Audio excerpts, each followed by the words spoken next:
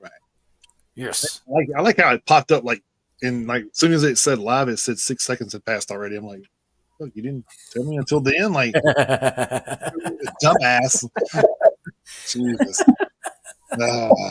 Anyway, welcome into a special edition of Metalheads Unite. That's right. Thursday edition, and we got a special Thursday edition because we have a special guest. Yes, so, we do. We have returning to the Metalheads Unite podcast. We have the OG himself, the original guest, the leader of the Resistance himself. We have John O'Connor, lead singer from One of the Last.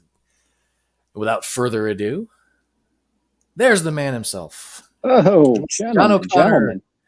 His triumphant return after about a roughly, let's see, was this October? Roughly about a year and a half. 18 months? Yeah, about to say 18 months ago. Yeah, that sounds about right. I mean, we haven't played a show since September 2021. So you can just look back at your shirt there, Chris. I was about to say, all right, when was it? Hold on. Let's see. February 19th. Yeah, there you go. I'm on a shirt. Yeah. That's our World Tour shirt. Oh, wait a minute. Those are the bands that interviewed us. They were from, so that's kind of where we did our World Tour shirts. Shit. Off of that. Look at that. We basically did it the opposite way, where all the bands go out on World Tour. This is our World Tour shirt. The world came to us. Yeah. Well, that makes sense. Let me put that on the next one. That's cool. The world come to us. Tour. Yeah. The Metalheads Unite Tour 2023. The world came to us. Yeah, why not? Hey, with gas prices these days, fuck that shit. Why would you even bother leaving? Yeah. Do everything virtual. Do everything virtual. Do your tours virtual.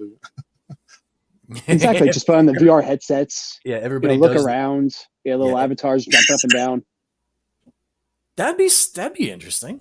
Well, I think they've done that on like Fortnite. I think they held I want to say a Marshmallow show, the DJ Marshmallow. Oh, I think he did like a DJ set, and like you had like your avatars in the virtual world, and like you could do like jump up and down. You could like purchase a marshmallow head for yourself, and it was a fucking money grab, but well, sure, I mean, it's still pretty cool. I've never played that game myself, but I got like 2 or 3 coworkers that have played it, and obviously I think a couple of my kids have played it. So, but I know what it's about, but I've never had a chance to play it. I know it was massive for a while there. Yeah. Now what's the massive game? No idea. I don't know either. I have no idea. For me, it's the EAFC. I've been playing soccer by myself. Yeah. I was about to say, other than Madden this time of year, every year, I don't really know. Yeah, Madden, 2K. That's about it. Yes, I don't really know what the huge video game du jour is. I have no idea. I don't know. Roblox, Minecraft. I don't fucking know. Yeah. I'm too old for that shit. Yeah, I'm a little too old, and I just don't have the time. And I don't care, so you have that. Well, that's the thing is, like, it's not that I don't care, but I mean, I would rather like get like a retro console and play some of those games that I played, coming up. Like, I'd love to get a Genesis and get my NHL 94 back. So. Oh, I used to be so nasty at the game. Yeah, so fucking nasty. So good. Hartford, the Whale. Hell yeah, dude. Hell yeah. I miss Hartford. Hartford and Quebec. I miss both of those teams. Yeah, you would think a team in Canada would still be, up and running. Mm-hmm. Yeah. Well, there was a lot of maybe not politics necessarily behind that. But tomfoolery. Yeah, some shenanigans, if you would. Definitely some shenanigans, but because that's the funny thing is, like, the last year that they were in Quebec, they were actually good, and then they moved to Colorado, won the Stanley Cup the very next year. So it's not that the Nordiques were garbage, because they weren't. Yeah, I think they won it against my Devils. 95? Shit. No, 95 was Devils. 95 is when the Devils. 95 is when the Devils beat us. 96. I can't remember who the hell they beat in 96. Shit. I'll look it up. But I mean, anyway, before Jason over here like, hello. We're losing our crowd. Yeah, metal, hard rock, girl. There you go. We do it to each other. So the only bad thing is I talk wrestling and he knows wrestling too. I don't know shit about hockey. So. I can talk wrestling. I'm I'll always talk wrestling. I'll talk wrestling. I'm always like, when it comes to hockey, I'm like, I don't remember. I don't know. I knew Wayne Gretzky. I mean, other than that, I don't know what happened. So. Yeah, but is he as good as MJF or your tribal chief Roman Reigns? Come on now. They was talking to people who were next to me, like in the office, and they're all into baseball. So they're watching baseball and stuff. I'm watching WWE, Monday Night Raw or NXT or something. And they're watching baseball. They're like, you don't watch baseball? I said, man, last time I watched baseball, Dale Murphy played for the Braves. So it's been a minute. Yeah, like 89 or 90, dude. I ain't watched this shit. That's been a while. All right, let's lose even more of your audience. Do you think Triple H loaded up that Tuesday show to go up against AEW? Absolutely. Okay. Absolutely. So the interesting thing is people don't realize is Tony Khan's brother works for WWE. So it's kind of odd that they would do that to him. Wait, you're not talking about Nick Khan, are you? Yeah, I always thought that was. I always wondered if Nick I don't think they were related. I always thought that was. I always wondered about that. I didn't know if Nick and Tony Khan were related. Jamie, pull that shit up. Yeah. Wrong show. Yeah. Oh, and by the way, the Avalanche beat the Panthers in '96. Oh, okay. So then it was, I think, 2001. Might have been It was 01 when they beat the Devils. That's right. There we go. Okay. Oh, and by the way, the Devils are they're not related. So wow, interesting. Wait, they are or not? They're not. No. Okay, I didn't think so. because I was actually curious about that. Like I never knew. I always heard they were. I never like dug into it. So I'm just, Well, I knew Nick Khan talked a lot of shit about Tony. Yeah, wrestling's kind of like, I don't know. It's very dramatic these days, and that's why I don't really pay much attention to it, because it wasn't like that when I wrestled. It wasn't. It was pretty much ran like a business. They didn't care about all the I mean, we had shows that did stupid ass shit like that. They'd go and tear our posters down in towns and shit, and stupid ass stuff like that. And it's like whatever. Yeah, showing up to the arena with a tank. Yeah, we remember those days. The good old days. Oh, yeah. They used to do that to us. They used to go around and tear out. And I remember like they tore our posters down, and the promoter was like, "Don't worry about it. We do TV. They don't." So okay, cool. Yeah, so on TV, they recorded a special match on TV. It was like an off night. Like we usually went to a studio on Sundays and recorded TV. So we never did TV at a live show like on a Friday or Saturday night or something. But we did a live taping of one match on a Saturday night, and it was a tag team match. Well, there was a Falls Count Anywhere in our county. So they wound up getting in their cars, chasing each other down over to the other place's parking lot where the other wrestling was running. And on the TV, they fucking said, "Hey, we finally got some talent in this area of Columbia." I was like, "Oh my god!" You never told me that. You never told me that story. That's amazing. Oh, I never told you that story. No, you've never told me that story before. I love that. It was Corey Williams and Ashley Hudson. They were teaming. They were the New South, and they were fighting. I think it was the Heartbreakers. Larry Valentine and John Caesar. I think that was the tag team. But it was like a tag team title match, and it was Falls Count Anywhere, and they actually chased each other. Like the camera was in the back seat of the chaser, following the chasee, going, "Hey, we're gonna get these." It's like so like the camera does some stupid shit, and like it's like they ran them off the road or something, because they pulled in like stupid into the parking lot. Of course, they didn't touch each other in the vehicles, but it looked like they kind of like ran them off the road or something, the way it looked. So then they all got out and started fighting in the parking lot, and then the person commentating was just like, "Hey, there's finally some talent in this parking lot." Like I was like, "Oh my god!"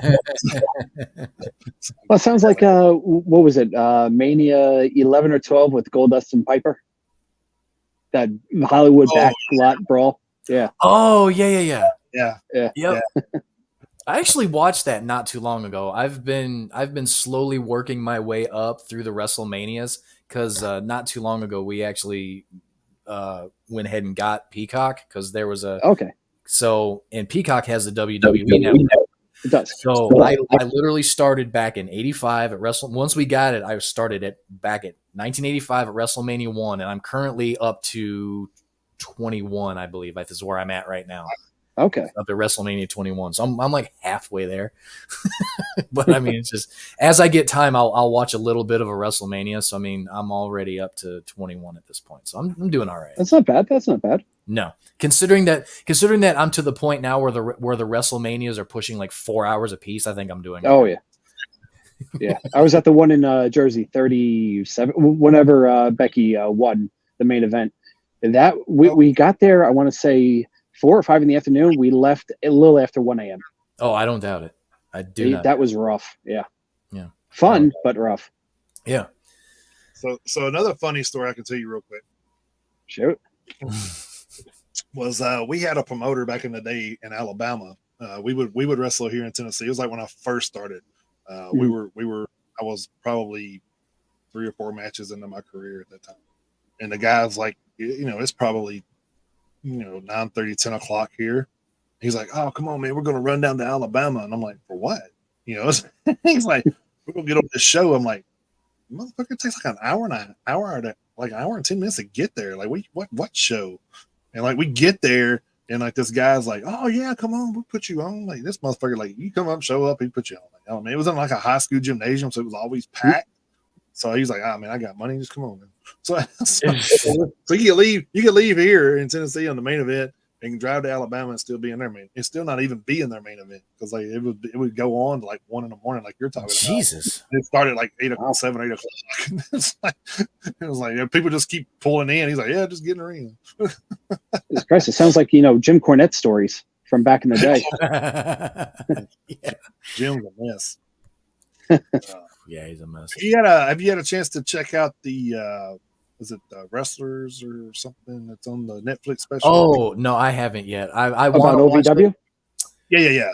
I haven't. I saw a little bit of it yet. Yeah. I haven't. Yeah, I haven't watched it. And I love Al Snow. He's a good dude. Same. But. Yeah, I want to watch that, and then there's that show. I think it was originally on Stars called Heels. Yep. Yeah, I want to watch that. Cancel that shit though. That's so good. After 2 seasons, it'll be on Netflix. Yeah. So we'll pick it up. Yeah, I'm gonna find it. Yeah, I'm gonna find it. It was a good. And I'm gonna watch that. I'm gonna watch that. So. Ooh. But yeah, so like I said, it's been like a year and a half since we talked to you, and I know there's a lot went on in that year and a half from some band members swapping in and out, and that's been happening to a lot of bands over the last little while. There's been a lot of lineup changes in and out and all this good stuff. Hell, some people leaving and coming back, and in some cases, which is always nice when that can happen. But yeah, I think it's a more of a struggle for a band like you guys because you haven't got that established footing yet, like a lot of these bigger bands. So I think it's a lot harder to like pull people in with, because I mean, if you're like, oh, Slayer needs a bassist, oh shit, I'm gonna go, it's like one of the last needs a bassist, and most people would be like, ooh, I mean, because like I said, you're still trying to get your foot in the ground and make a name for the band. Yep. So it's always like a more difficult time to try to put. But luckily, you're in a hotbed, man. I mean, that Northeast, man, is like cooking. Yeah. Cooking is one word to use. I mean, we're basically stuck with. There's an app called Vampr, VAMPR. That's kind of like a band mix from back in the day that a lot of musicians are on, and we've gotten some bites so far, some promising leads. We just have to find the time to jam. Other than that, we have Craigslist, which is very, very hit or miss, or I'm sorry, very miss or hit. Emphasis on the miss. On the miss, yeah. Yeah. It's just it's interesting. Like, and I hate to say this being in a band, but if you want a quality band member, you got to start poaching. You got to start going up to like these other bands where you're like, okay, there's something about it that's just like it's not clicking, or their drummer is amazing, but the singer and guitarist are awful, and the drummer looks terrible. Like emotional wise. You just go up to them, hey, so what's the deal with here? And then like at backstage, you're like, I fucking hate these guys. The guys suck. It's like, oh, why don't you come play with us? Oh, I would love to. And then they come up with some weird excuse. Yeah, but my sister's fiance is the singer. It would just be awkward. I'm like, all right, fine, whatever. Yeah. And that's essentially what we're gonna have to do. Yeah. But if it's for the best, yeah. somebody would stay in a situation where they're not happy though. I don't understand why you yeah. Even if it's your comfort. That's all it is. Yeah, I can kind of say because back when we first talked to you, you guys were still like looking for a bass player, if I recall. Was that correct? Even that was February 12th of what year? 2020. 22. Yes. So our original bassist quit/got fired. It depends on who you ask. I think in October 2021, and we've been looking for a permanent bassist ever since. We've been using our friend Dan. He's a drummer for the band Dead Tide, melodic death metal band. So he really has some chops, and he's been helping us out, which is great. But the problem is, he plays some shit where I'm just like, how the fuck is any drummer gonna like think of this? You know, his biggest inspiration is Chad Zaliga of Breaking Benjamin. So if you ever heard a Breaking Benjamin song and the drums are like, it's like, what the fuck? How do you even play that? So, and I think it might be intimidating for other drummers out there listening. Is like, oh, I could play thrash metal, you know, blast beats, double bass, and then they hear the shit Dan does, and they're like, ooh, about that. You know, we're gonna stick to a Slayer ripoff. You know. Well, I mean, yeah. Well, good luck with that, because I mean, you're ripping off, you know, Dave Lombardo or something like that, and good luck with that. So, yeah, good luck with that. They attempt to. Oh, I don't think anyone's touching Dave. So yeah, it's like I was at we was talking about that a while back with Thomas Hake. Is like you don't see people going out and doing cover songs of like Bleed because the drummer's like fuck that. Yeah. Hell, you've done something amazing with some sort of drum line when even the originator of it's like, dude, I'm getting too old to be even playing my own song. Yeah. Because even he's like, I don't know how much longer I can play this goddamn song. Yeah, I'll quit fucking wanting Bleed. Shit. Well, I mean, it's surprising for like a band like Avenged Sevenfold that you bring in like an established punk drummer and he's able to play the same shit like, you know, the Rev came up with. Mm-hmm. Yep. Yeah. Which now I don't know what the hell they're doing. I'm sorry, that last album sucked. Oh my god! So all right, good. We are all on the same page. Jesus. It's not good. Yeah. No, it's not good. I was. I mean, we talked about it so good. They're talking about going back in the studio already. So it's like they're like, yeah, maybe we need to go back in the studio. Yeah, maybe so. Maybe that's why I tell bands, it's like, look, you never want to go full Kanye. Yeah, and Avenged Sevenfold went full Kanye, meaning they have a lot of yes people, and they don't have that one person to just go, dude, this sucks. What the fuck's the matter with you? Yeah. Mm-hmm. Yeah. Well, didn't said it was experimental also. Well, and that's all well and good, but didn't maybe like 2 tracks or something. Right. Well, didn't M Shadows say something while they were, you know, because it took forever for them to get this done, and at one point while they were recording everything, I'm wanting to say that that M Shadows was being interviewed, and at one point he actually did say that some of the album was influenced by Kanye, and when I read that I was like, oh fuck me. Oh yeah, he did say that. He did. So I was like, Jesus Christ. I was like, that can't be good, and it wasn't. Nope. Oh man. And you can tell the tracks too. I think We Love You is probably the worst song I think I've ever heard. The one where he's like trying to hit like a high falsetto. I'm like, no, stop. Bad, naughty, bad. Yeah, bad M Shadows, bad. So yeah, I'm go in the corner. Man, they definitely need to go back and find their Nightmare and Hail of the King type vibe for sure. So. Yeah, they'll have to do something, because I mean, like Jason, I mean, you know, Jason and I have talked about this a few times, and we definitely especially talked about it when the album came out. It's like, you know, if you wanna go off in a little bit of a different direction for a while, that's fine. Because my opinion, they went a little too far off the path with the stage. I was like, okay, you guys probably want to steer it back onto the road, and then they just even went they went even further off of it with this new one. So I mean, they went 4-wheeling in a fucking Volkswagen. Is what they did. Yeah. Yeah, they did. Well, I mean, the craziest thing with Avenged Sevenfold is, I look, I'm all for bands trying to evolve their sound and everything. Yeah, sure. But the problem is doing an evolution of your sound as Avenged Sevenfold. For example, I go to the band A Day to Remember. Their last album pretty much tanked. Why? They didn't really stick to the formula. They decided, hey, let's write a country song. It wasn't A Day to Remember writing a country song. It was, hey, let's us 5 musicians try to write a country song. It wasn't the same vibe as the band. And I think the same thing happened with Avenged Sevenfold. Mm-hmm. If you had like these blistering solos and you wanted to try, some electronic effects, like a nice keyboard or a Moog machine, whatever you want to do, great. Do that. But they didn't. They just they went. They went. It's like they heard The Wall by Pink Floyd and just went, oh, we can do this. Well, that's the funny thing is they did that cover of "Wish You Were Here," and it's like that's us now. That's us now. Yeah. But it's really not. No, it really isn't. So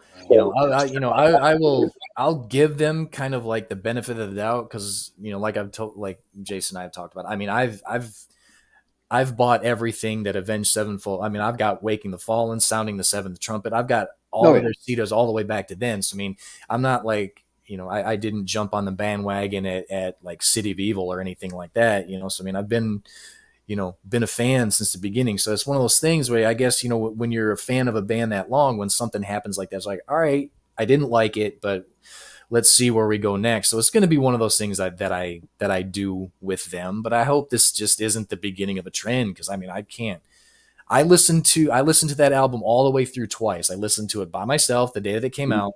Then I let my wife hear it cause she's a huge Avenged Sevenfold fan, with me. She doesn't go as far back as I do, but since we've been together, so when she got mad, she's like, what is this shit? I was like, I know, right? She's like, I can't. She's like, I can't with this. I was like, oh, well, at least we definitely agree on that. So yeah. We'll see on the next release. Yeah, we'll see what happens going forward. Yeah. And so another thing that I seen you got to fill in for a band too. A couple of tour dates I seen since we talked to you last. I can't remember what band it was, but I remember you sharing that back sometime last year, maybe. Yeah, so it was the band Dead Tide that my drummer Dan drums for. So what happened was the lead singer ended up getting bronchitis. I think it was bronchitis. So he was able to sing, which is weird because he could hit like high operatic notes like nothing, but he couldn't scream. Yeah. It was the weirdest thing. So literally about 48 hours before the show, Dan texted me. He's like, hey, how'd you like to perform with Dead Tide? I'm like, what, as one of the last? No, just you. What the fuck are you talking about? Yeah, so here's the situation. Told me that. I was like, oh, when's the show? Thursday. It's like Tuesday. I'm like, oh, fuck. How many songs? 8. Oh, fuck. All right, give me the set list. Let me see what I can do. So we had one practice, I think, the day before, and I got, I think, 6 out of the 8 songs down. One of the songs we just had to omit because of like the tempo. Like it was just like or whatever the fucking words were. I didn't remember. Got the cadence down, yeah. Yeah, exactly. Yeah, so it was like that, but like trying to think of the words at the time. And I was like, can we cut this? They're like, yeah, no problem. So they ended up doing 7 out of the 8 songs that they normally perform. And I literally had pieces of paper all spread across the stage. And like when one song was done, I literally just took a knee, put the paper behind it, set up the other piece of paper, and I just kept like looking down ever so often. It worked out. So it was a lot of fun, but I told them I will never do this again. I mean, even now, do you by any chance remember any of the lyrics of the songs? Bits and parts. Yeah. Okay. All right. So it's not all completely gone into the ether. So that's fine. No. And I've heard the song so many times, but it's just, it's different when you hear a song and then like when you perform it like karaoke, for example. Right. Yeah. It's like you don't really know the song. Like you could sing when the singer is singing, like you could sing along with it. Right. But if it's just instrumental and just you're like, wait, those are the words? Yeah. I always said the difference in that is the the original vocalist is doing that with feeling, and you don't know that feeling that he's doing it with, so you almost cannot mimic it.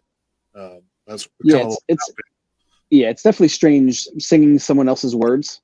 Yeah, like they wrote them for a reason. They were going through whatever at the time. They were influenced by whatever at the time. Yeah, and I'm reading the words and I'm like, I don't get this at all.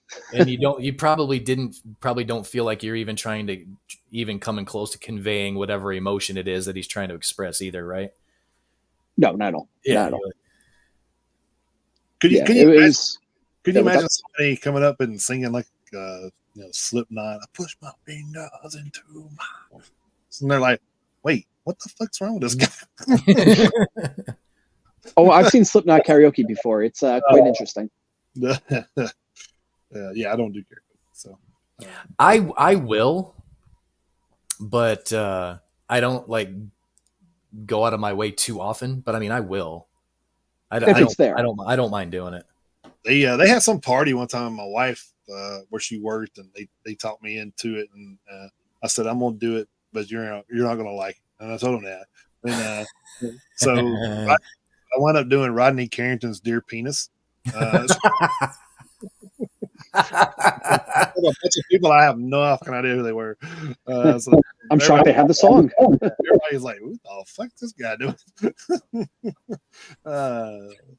Oh yeah, it was terrible. I went to my sister works as a bartender for a bar a couple of towns over from me, and they have karaoke every Saturday. So sometimes like I'll pop in, I'll maybe do a song, but mostly I just sit back and I just listen to bad karaoke. It's one of my favorite things.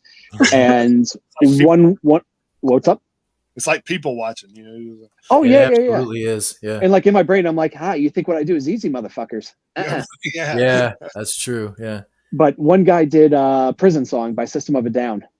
Oh Lord. That is not an easy song to sing, scream. I don't know if the guy did not pull it off. I was about to say I don't know if I can't really think of a System of a Down song that would necessarily be easy to do in karaoke at all.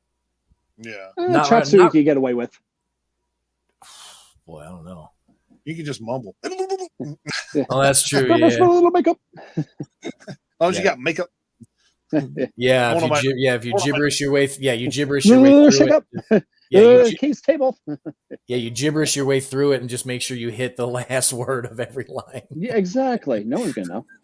It was funny you brought that song up because I was I keep my granddaughter on 2 days out of the week, so when she's here, we watch a lot of animated movies, and that scene too was on, and that the lizard with the glass eye was driving some Lamborghini or something, and she was singing Chop Suey. I was like, yes, they have to slow it down. Nice. I haven't seen that movie. Of course, the rest of the damn songs are poppy, so because it's because of the movie, but I thought that was pretty wild. They had System of a Down in there. I was like, oh, that's crazy. That's pretty cool. But yeah, so kind of walk us through the recording status right now. So. Ugh. Oh no. It's not good. Yeah, that's not the first thing you want someone to say. Ugh. All right. I'll preface this by saying, never go into the studio without writing everything out firsthand. We went into the studio without even writing a single note. Oh wow. We wrote everything in the studio, and it took literally forever. I think it took 2022. I think when I was talking with you guys, we just started recording, and we got done with everything May of this year, I want to say. Wow, okay. Sounds about right. Yeah. Yeah. And we only recorded 5 songs. Mm-hmm. All of them originals, all of them straight up bangers. I'll tell you right now, they're fucking great songs. But it drove the band absolutely nuts. Who can make it on what days? Who knows their parts? Who doesn't know their parts? Who could record to a click? Who can't? With my vocals, it was just everything seemed to be fine. And then we recorded with my drummer Dan. He's literally the fucking jack of all trades, master of none. He knows how to record music. He knows how to record music video. He does other shit I can't think about at the moment. But recording with him is hell because he's like a little tyrant. He will make me do the same lines over and over and over again. And Jason, the song Remission I sent to you, I do an 18-second scream in that. Oh, wow. That took me 4 different takes, and I had to do it perfectly. Just because it's something called layering. Now, layering is a term where you want as many takes as possible, and then you bust one to like the left side of the of the speakers, you bust one to the right, you bust one to the middle. So it sounds like you have like a surround sound sort of thing to it. Yep. Exactly. So if the left and the right don't sound the same, you'll notice it. Even if it's off by like a little like quiver, you'll notice it. And Dan, being the anal fuck that he is, he notices every little thing, whether I notice it or not. But I told him, I said, look, I'm gonna hate you, but I want the best product out there. Sure. And he goes, okay, let's do this. I've gotten more sore throats with this recording than I did any other recording I've ever done. It was just nonstop. Nah, you could do better. Nah, I didn't like that. Nah, you were too far from the mic. Nah, you were too close. What the fuck do you want from me? It's like that scene in La Bamba where he ends up doing 60 takes of that one song. Yeah, exactly. Yeah. And Bob's like, 60 takes. I didn't hear anything wrong with any of them. Yeah. Exactly the same thing. So, and then we also did the fatal mistake of not sharing our ideas before we did them. Meaning there was, I think there was an entire song that our guitarist Parker wrote, and I heard it and I went, this sounds exactly like our song Survivor. And he's like, no, it doesn't. And I'm like, it does. And like everyone that I played it to automatically thought of it. So we had some internal issues with that. And the song that we replaced it with was actually Remission. So I think it turned out for the better. But yeah, it's just, we were not on the same page, and it caused a lot of shit. And this is 5 songs that we literally put our all into. And I know how bands saying, "Oh, this is the best stuff we ever created." No, it's not the best stuff we ever created. I'll say that. It is on par with everything else we have created, though. So if you thought, all right, these last 5 songs that we have out are great, there's chances are you're going to like these 5 songs. And that's what I always say to people. Next release, we're definitely all going to get together, jam out, and actually make sure we know everything first. We are not doing this ever again. Look in my eyes, Mario and Parker. I know you're fucking watching this. We are not doing this shit again. Yeah, damn, it threw down the gauntlet. Jesus. Hey. To kind of go back to like one of our previous guests, Vinny Carrion from Ashes Rain. Yeah. They were talking on the show how they did their stuff, and of course they're lucky enough to have a recording studio, in their house. Yeah. So they kind Must be nice. Yeah, they kind of go through and like get everything down in their home studio before they actually go to the actual studio to record. And he says, I do that because it cuts out time, so I don't have to pay as much. Right. For the did say that. studio, which is smart. But you got to look at it this way too. These two guys in the band are web. One of them's a web developer coder, and the other one's works in IT. So I mean, they've already got a head up on a game with it being in the fields they're in. So, but and I was like asking them like, how do you know where to play? And he says, well, when whoever buys our CD has a QR code associated with it, and it lets us know where it went. So he can track every CD they've ever sold and say, oh, well, we've sold so much here in Pennsylvania, we've sold here. So that kind of lets us know where we can and can't play. Yeah. What your market is. I said, man, that's fucking cool. I never ever thought about that. That's actually pretty cool. So, but there, like I said, there's some little tricks and trades that we've learned along the way too, talking to some bands. And like, man, this is crazy. So, but yeah, I can imagine that would be kind of a hectic just to go in, kind of blindfolded, you would say, and trying to get things get things done like that. So it's not like you know. I guess back in the days, you probably had to do stuff like that. I guess you didn't. You know, went from your garage to the studio or something back in the 80s. You know, and of course, it's not going to sound the same from your garage to the studio. So probably taking 100 takes in the studio. Yeah. Or if you're a punk band and you just do one take, you know, just have the recorder right in the middle and you just play around it. Yeah. Just bring in Will Ferrell with the cowbell and yeah. Hell yeah. I got a fever. That's right. And the only prescription is more cowbell. I don't know if you've seen where his son was playing and he came out and did that during a live performance. Yeah, I saw that. Yeah. I didn't see that. That's awesome. His son was like, what the fuck? Well, funny enough, going back to that SNL skit, a little insider knowledge for you. So Christopher Walken was supposed to be, I'm guessing it was Bruce Dickinson of Iron Maiden. Yeah. He wasn't the one that recorded Don't Fear the Reaper. It was actually done by a guy named Murray Krugman, who was actually my professor in college. Oh, no. Oh, yeah. Nice. So he wasn't too happy when, you know, he didn't get the credit. But then again, you know, Bruce Dickinson sounds a lot better than Murray Krugman. Yeah. And I always, as many times as I've seen that skit and I've seen Christopher Walken as Bruce Dickinson, it always threw me off because I was like, okay, I know who Bruce Dickinson is. Yeah. What the fuck did he have to do with Don't Fear the Reaper? Yeah. Exactly.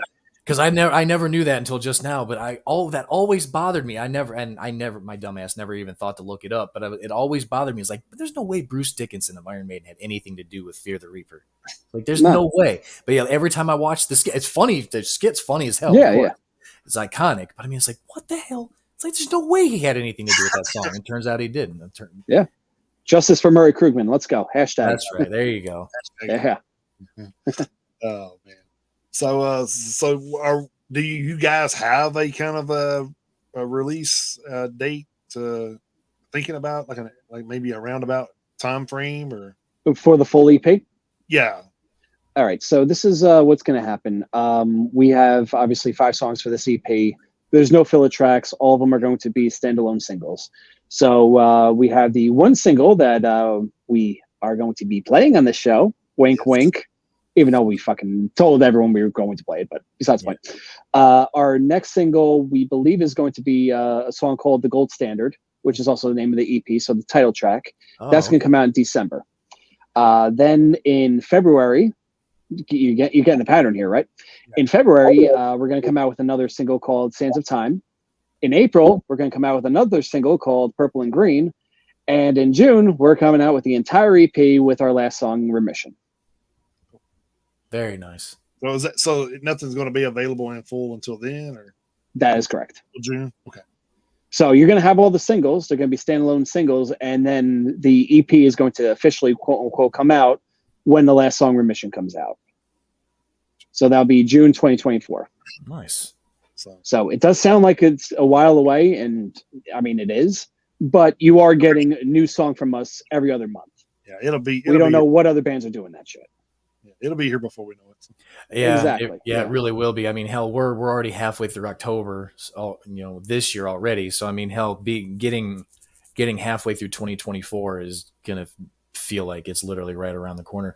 But I kind of like the strategy behind it, and I think, I think that's gonna be. I think a lot of bands, especially like Fozzy comes to mind, because Fozzy's basically already said that that's more or less how they're going to be doing things moving forward. I think a lot of bands, I don't know like how far down the line we're looking, but I think that's going to become a thing that happens with a lot more bands as we progress, especially with the short attention span theater and everything, and all this stuff, pumping out a new song like you say every 45, 60 days, something like that.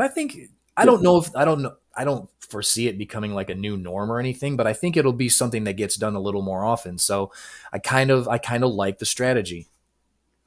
It's an interesting strategy, especially when you have bands like Falling in Reverse doing the exact same thing, but they're actually going on tour for a single, which I think is a little insane. But then again, their singles usually go like #1 and all over Octane and stuff like that. They have the promotion behind them where they could actually tour for Watch the World Burn or Zombified, all those songs. Whereas with us, we could put out an album and then spend 2 years just, touring or playing shows or doing whatever.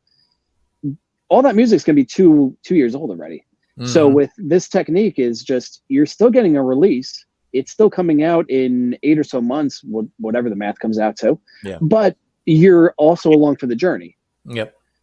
I go back to like the Netflix model, where you watch a show and you're like, oh, this is great. You binge watch the entire season, like 10 episodes, and then you wait like 2-3 years before it comes, like another season comes out. Mm-hmm. By that time, you lost interest. Yeah. There's numerous other things happening. And with us, we're seeing that a lot with music.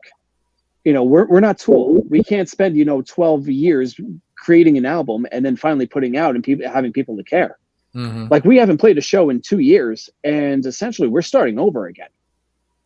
Yeah. What we did was band suicide, but it is what it is. I think so a we lot have to of live bands, with the decisions. Yeah, I think a lot of bands feel like they're kind of starting over since COVID though too. So I mean, I don't think you guys are in that alone. So yeah, but they already had established artists. They had established fan bases. Yeah. You have some bands that are like, hey, we just played our first show in 3 years, and we're just like, okay. Like, you could come back and you still get, thousands upon thousands of people listening and coming out to see you. Yeah. For example, Taproot, like, they just came out with a new album, or are coming out with a new album, but they were just on tour and they're playing, 800 to 1,200 person clubs. Mm-hmm. We can't do that. Yeah. Yeah. Granted, Taproot's a name, so they're able to do it. Yeah. Taproot's actually from my hometown. Oh shit! I think one of the they're from Ann Arbor, Michigan. I think one of the bands that came to my mind was the band called Afterlife. I don't know if you're familiar with those guys or not, but they were. I seen them right before COVID hit. They were kids. They weren't even known enough to drink. They were opening up for I can't remember. I think it was Ice Nine Kills. I think they were on that bill opening for them at the time. It was Ice Nine Kills and From Ashes to New. Yeah, that's what it was. And then they were opening. Which was a huge deal for those guys being so young, getting to do that. Yeah. But then COVID, and that's like, oh man, I wonder how they're going to handle it, man, because they're not a big band. Like, that's what I was kind of wondering. I was hoping that it didn't kill a lot of those bands that were just trying to pump in, and then that cut them off, But they seem like they rebounded pretty good. They did a lot of festivals and stuff, trying to get their, and their songs on Octane as well. Yeah, so they're doing pretty good for themselves, thankfully. So and I remember when we interviewed the Deface not long after we talked to you the first time. They put out their new album, and then we talked to them on the show, and we talked to a couple of guys in the band, and they were like, yeah, we've never played live. Whoa! Yeah, they put out an album, and they were like, yeah, they were like, we've yet to play, we've yet to play live, all 5 of us, or 4 of us, 5. I can't remember how many. That was their second album too, right? Honestly, I don't remember, to be honest with you. I'll have to look that up, but I think it was their second release too. So, but yeah, wait a minute, they put out 2 albums and they haven't ever played a show, or up to that point. I like I say, I'll look up real quick how many albums they put out, but I do know at the time in 20, like I say, it was in 22, a little after we had spoken with you, we were talking to them, and like, yeah, like, we got the new album out. Like, yeah, when you guys going on tour? They're like, we don't know. We've never played live together, all of us. We've never been on stage live together. We were like, holy shit, really? They were like, yep. I think they have been since then. Right. But at the time, they were like, yeah, we haven't played live on stage together yet. So, Jesus. And I think that was kind of like their timeline too, is they put out something before and then didn't get to do anything, and then they put something else out after, and then of course they got to where they could tour off of that. But I think that was kind of caught in the middle of all that too, so where you couldn't tour, you couldn't go to clubs and see bands. Okay, this will fucking blow your mind. Sure. I'm looking up the Defaced. They have 4 albums out. Oh my god! But when we talked to Matthias and Jens, they were like, "Yeah, we haven't performed together live." And the fucked up thing, here's another messed up thing, is Matthias, who's the guitar player, and Klaas, the other guitar player, they are the two guitar players are the only two original guys left. Jens, who is the vocalist, he's been in the band since 2005. So when we talked to them in 2022 when Charlatans came out, Jens had been in the band for, let's see if I can 17 years. 17 years, yeah. So you're talking about the vocalist has been in the band for 17 years.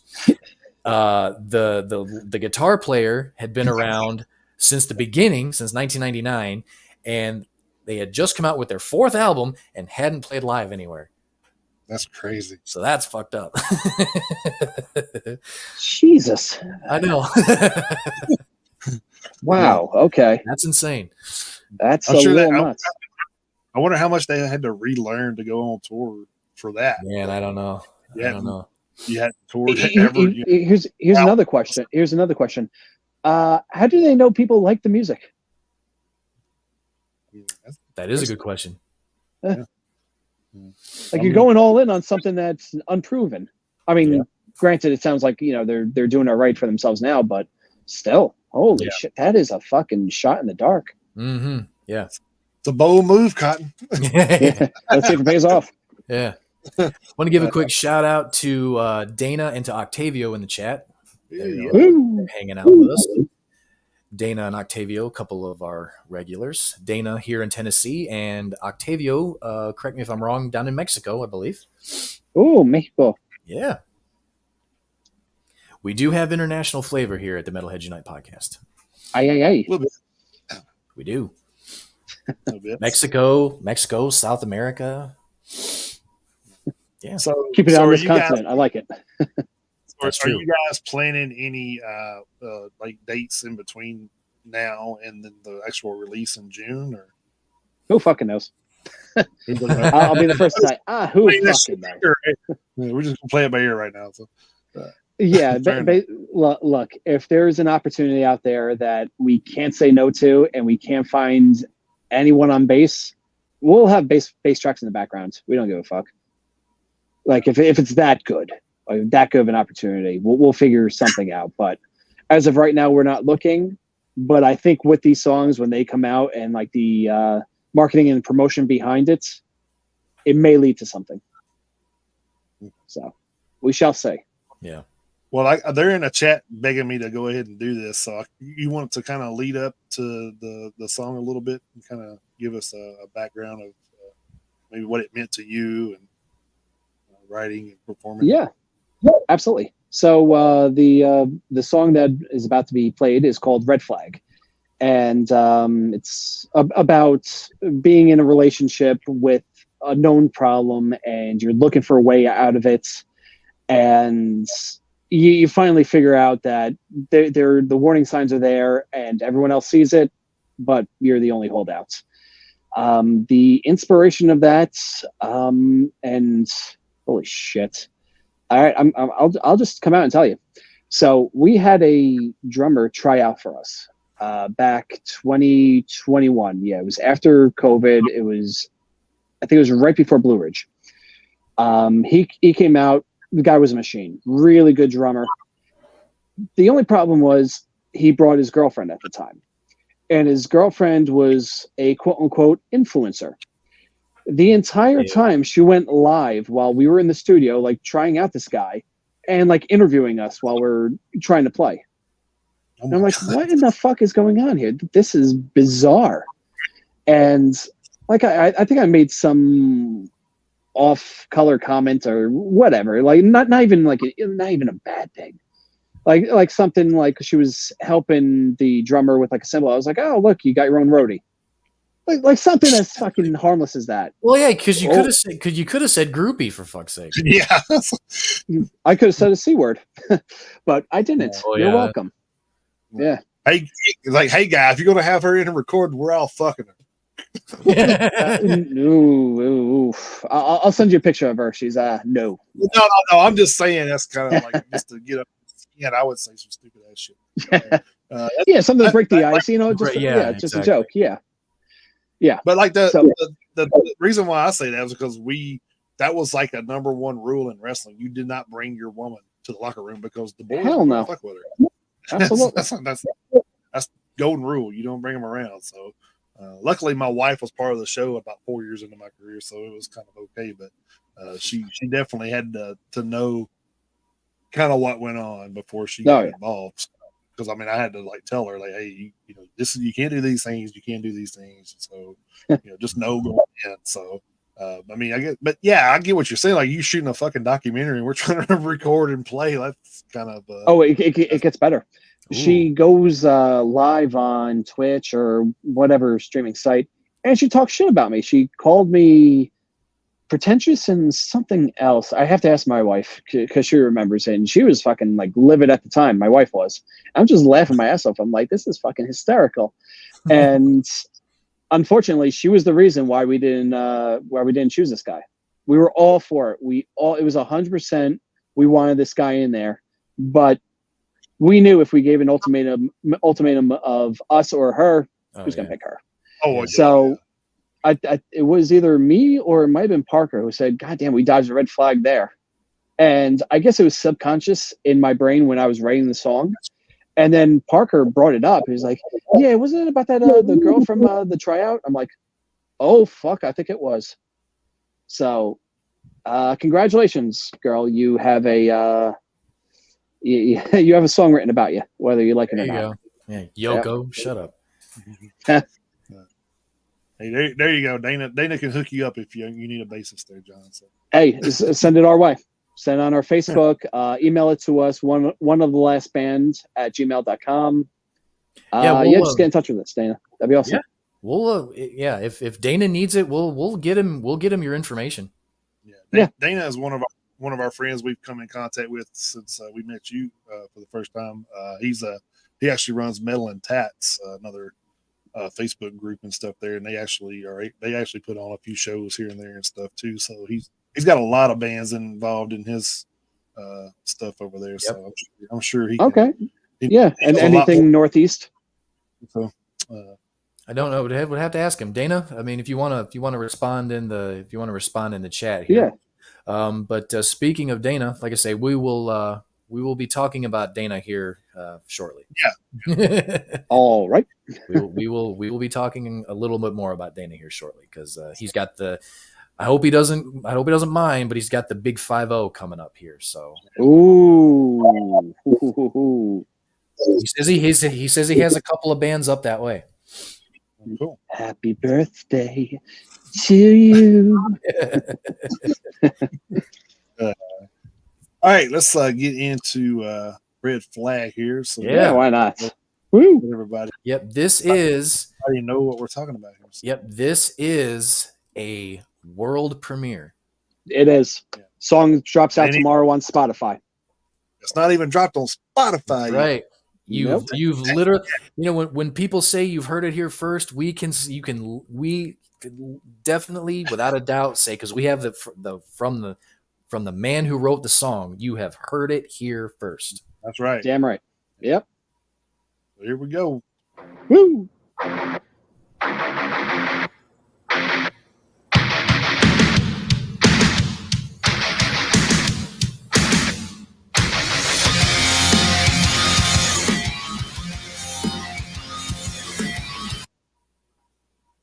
What happened? No, I have no idea. What did happen? I don't know. Well, it sounded good for the first 8 seconds. That was awesome. It reminds me of the movie Airheads. Yeah, right. You only brought one copy of the tape? Yeah. I heard it on the radio. You heard it for about 8 seconds, and then it got 8.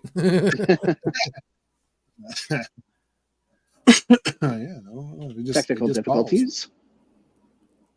I mean, it's showing like it's still playing, but it's not moving, so I'm not sure. Damn it. God. Woo! So you didn't hear it here first? Yeah. No, you did not. You apparently did not. In about 2 hours, it'll be on Spotify, people. Yeah. I'm going to go back into it. So that was Red Flag. I hope you guys enjoyed it. Yeah.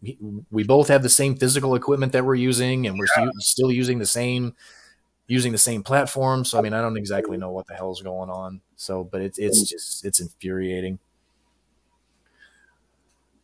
So did you send that over to the Metalheads? I'm doing it now. Oh, okay, all right. Because like I say, I want to try it here. See if I can get it. See if I can get it to do something here.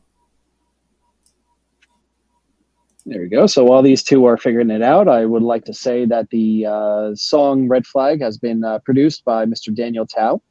It has been mixed by Mr. Ricky Armelino, who is the guitarist of Ice Nine Kills. And it has been mastered by Mr. Ted Jensen. He is Grammy award winning. He mastered such albums as American Idiot by Green Day, Hotel California by the Eagles, Come Away With Me by Norah Jones, the one he actually won the Grammy on. And basically he's worked with everyone on the planet. So if there was ever a name to go to, it's Ted Jensen. There you go. Yeah.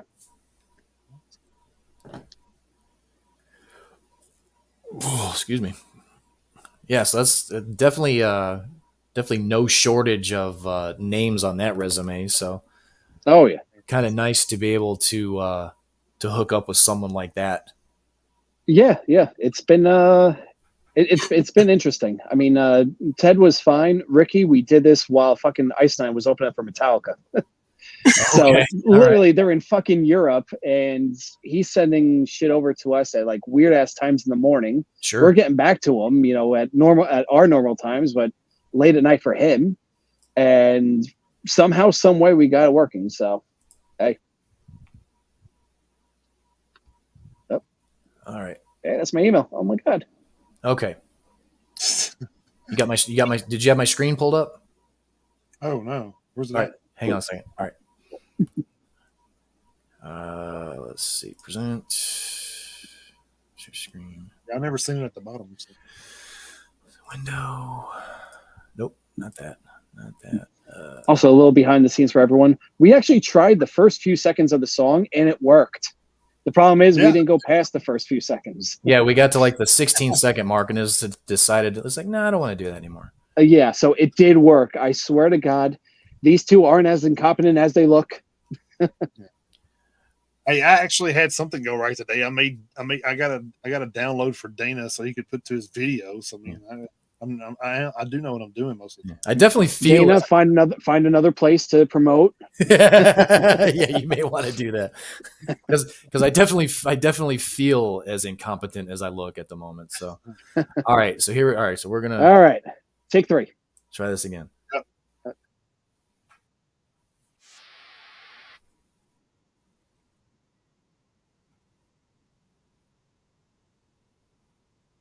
Nope, I don't hear nothing. Y'all hearing something? I don't hear nothing. No. Well, Chris must hear it. Yeah, Chris hears it. Hey, so Chris, this podcast is just for Chris. Yeah.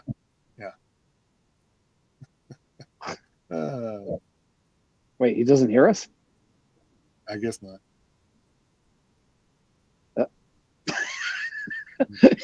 Chris's face. What did it do? Did it do the same thing? Yeah, you were the only one hearing it, I guess, because you were jamming, but we couldn't hear nothing. Yeah, Oh, you all enjoyed right. it. Yeah, I did enjoy it. All right. So if you like Chris's face, please check it out. It's out in 1 hour and 45 minutes on Spotify. Oh my God. Oh. Shit. Let's see. Yeah, it's out in 45 minutes on Spotify. All right, hang on. Woo! Well, like I say, the file does work because I was at 45 seconds before I paused it. No, it died. It's like I'm on Media Player too. I don't know why it's not. I don't know why it's staticky for you guys. Maybe it don't. Maybe try like a VLC media player or something, or is it just the program that you're using for the podcast? I mean, It's probably the program we're using for the podcast because, like I say, I was listening to the song and everything was just fine. I just didn't know that you guys weren't hearing it. yeah. Let me. I'm gonna download it. Okay. Yeah, I did that too. So. Oh, you did? Oh shit! All right. Ooh. I mean, you have better luck than I did, but All right. Let's see. that's what we get for trying to get exclusives. This fucking show, man. Yep. Fucking producers here suck. They do. Yeah. Joe Rogan doesn't have this problem. Jamie Justin doesn't have this problem. No. The Ayatollah of rock and roll, Chris Jericho, doesn't have this problem. He got more money than we do. Yeah. Yeah, money. Son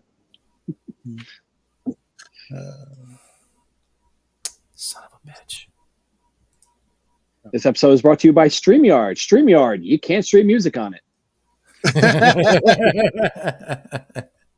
you can't. I didn't try it. Let me see what it would do for here. Ooh, hold on. Maybe.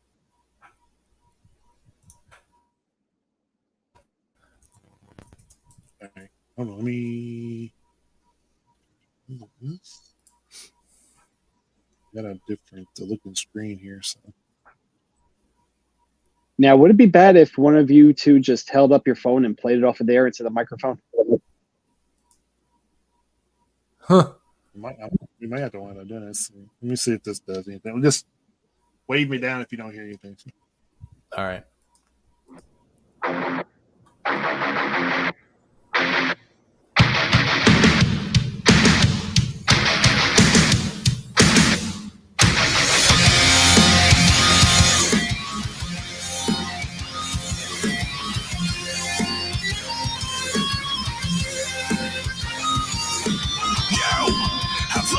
To this place where I saw a different side of love. Now the demons are awake to the siren song I can't escape. I should have seen the warning signs. I should have known what's wrong and right.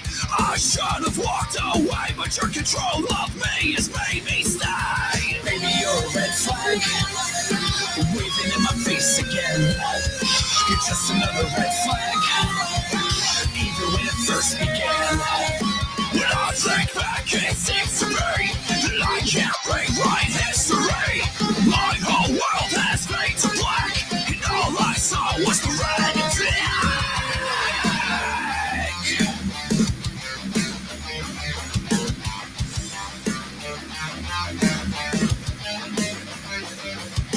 Blind and up to how I feel left me to wonder, could this be real? I can finally start the fight, putting out the flame of your gaslight. I should have seen the warning signs. I should have known what's wrong and right. I should have walked away, but your control of me has made me stay. Baby, you're a red flag, waving in my face again. You're just another red flag, even when it first began. When I think back, it seems to me that I can't rewrite history. My whole world has faded to black, and all I saw was the red flag.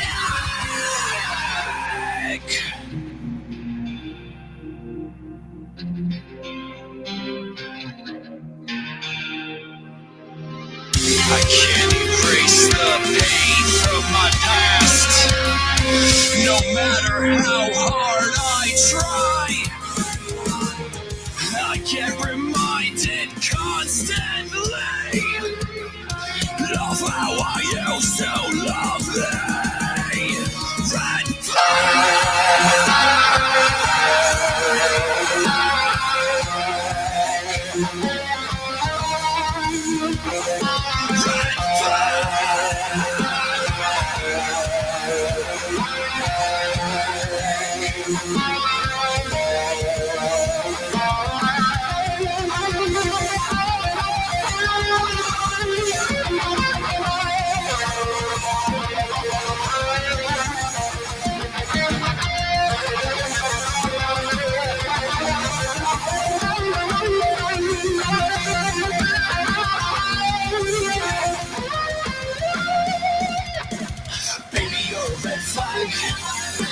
waving in my face again.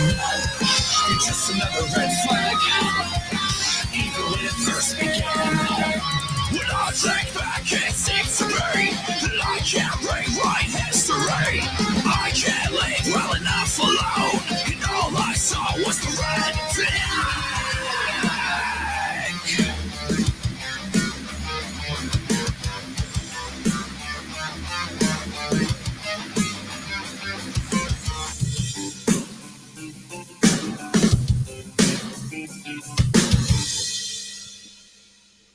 Hell yeah, dude. Woo.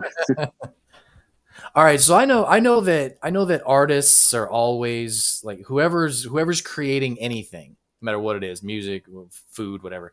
I know the creator is always their own worst critic, but if you think that song is just on par with your other stuff, you're not correct, my friend. That was phenomenal, dude. Thank you. Yeah, I mean, you said all 5 songs on the next EP were going to be bangers. I mean, if that's any indication, then you will be 100% right about that. But if you think, in my opinion anyway, if you think that song is just on par with the rest of them, yeah, you're being humble. So. Okay, all right, all right. I'll say this now. That's probably our weakest song. Oh Jesus! Okay, all right. Yeah, in my opinion. All right. I will say, and I'm assuming Jason will back me up. I think Remission is going to be Probably unbelievable when people listen to it. And I know you got I always got mixed up because you were sending me all those and they all had colors in the name at first. I'm like, okay, I can't remember if it was a red or gold or green.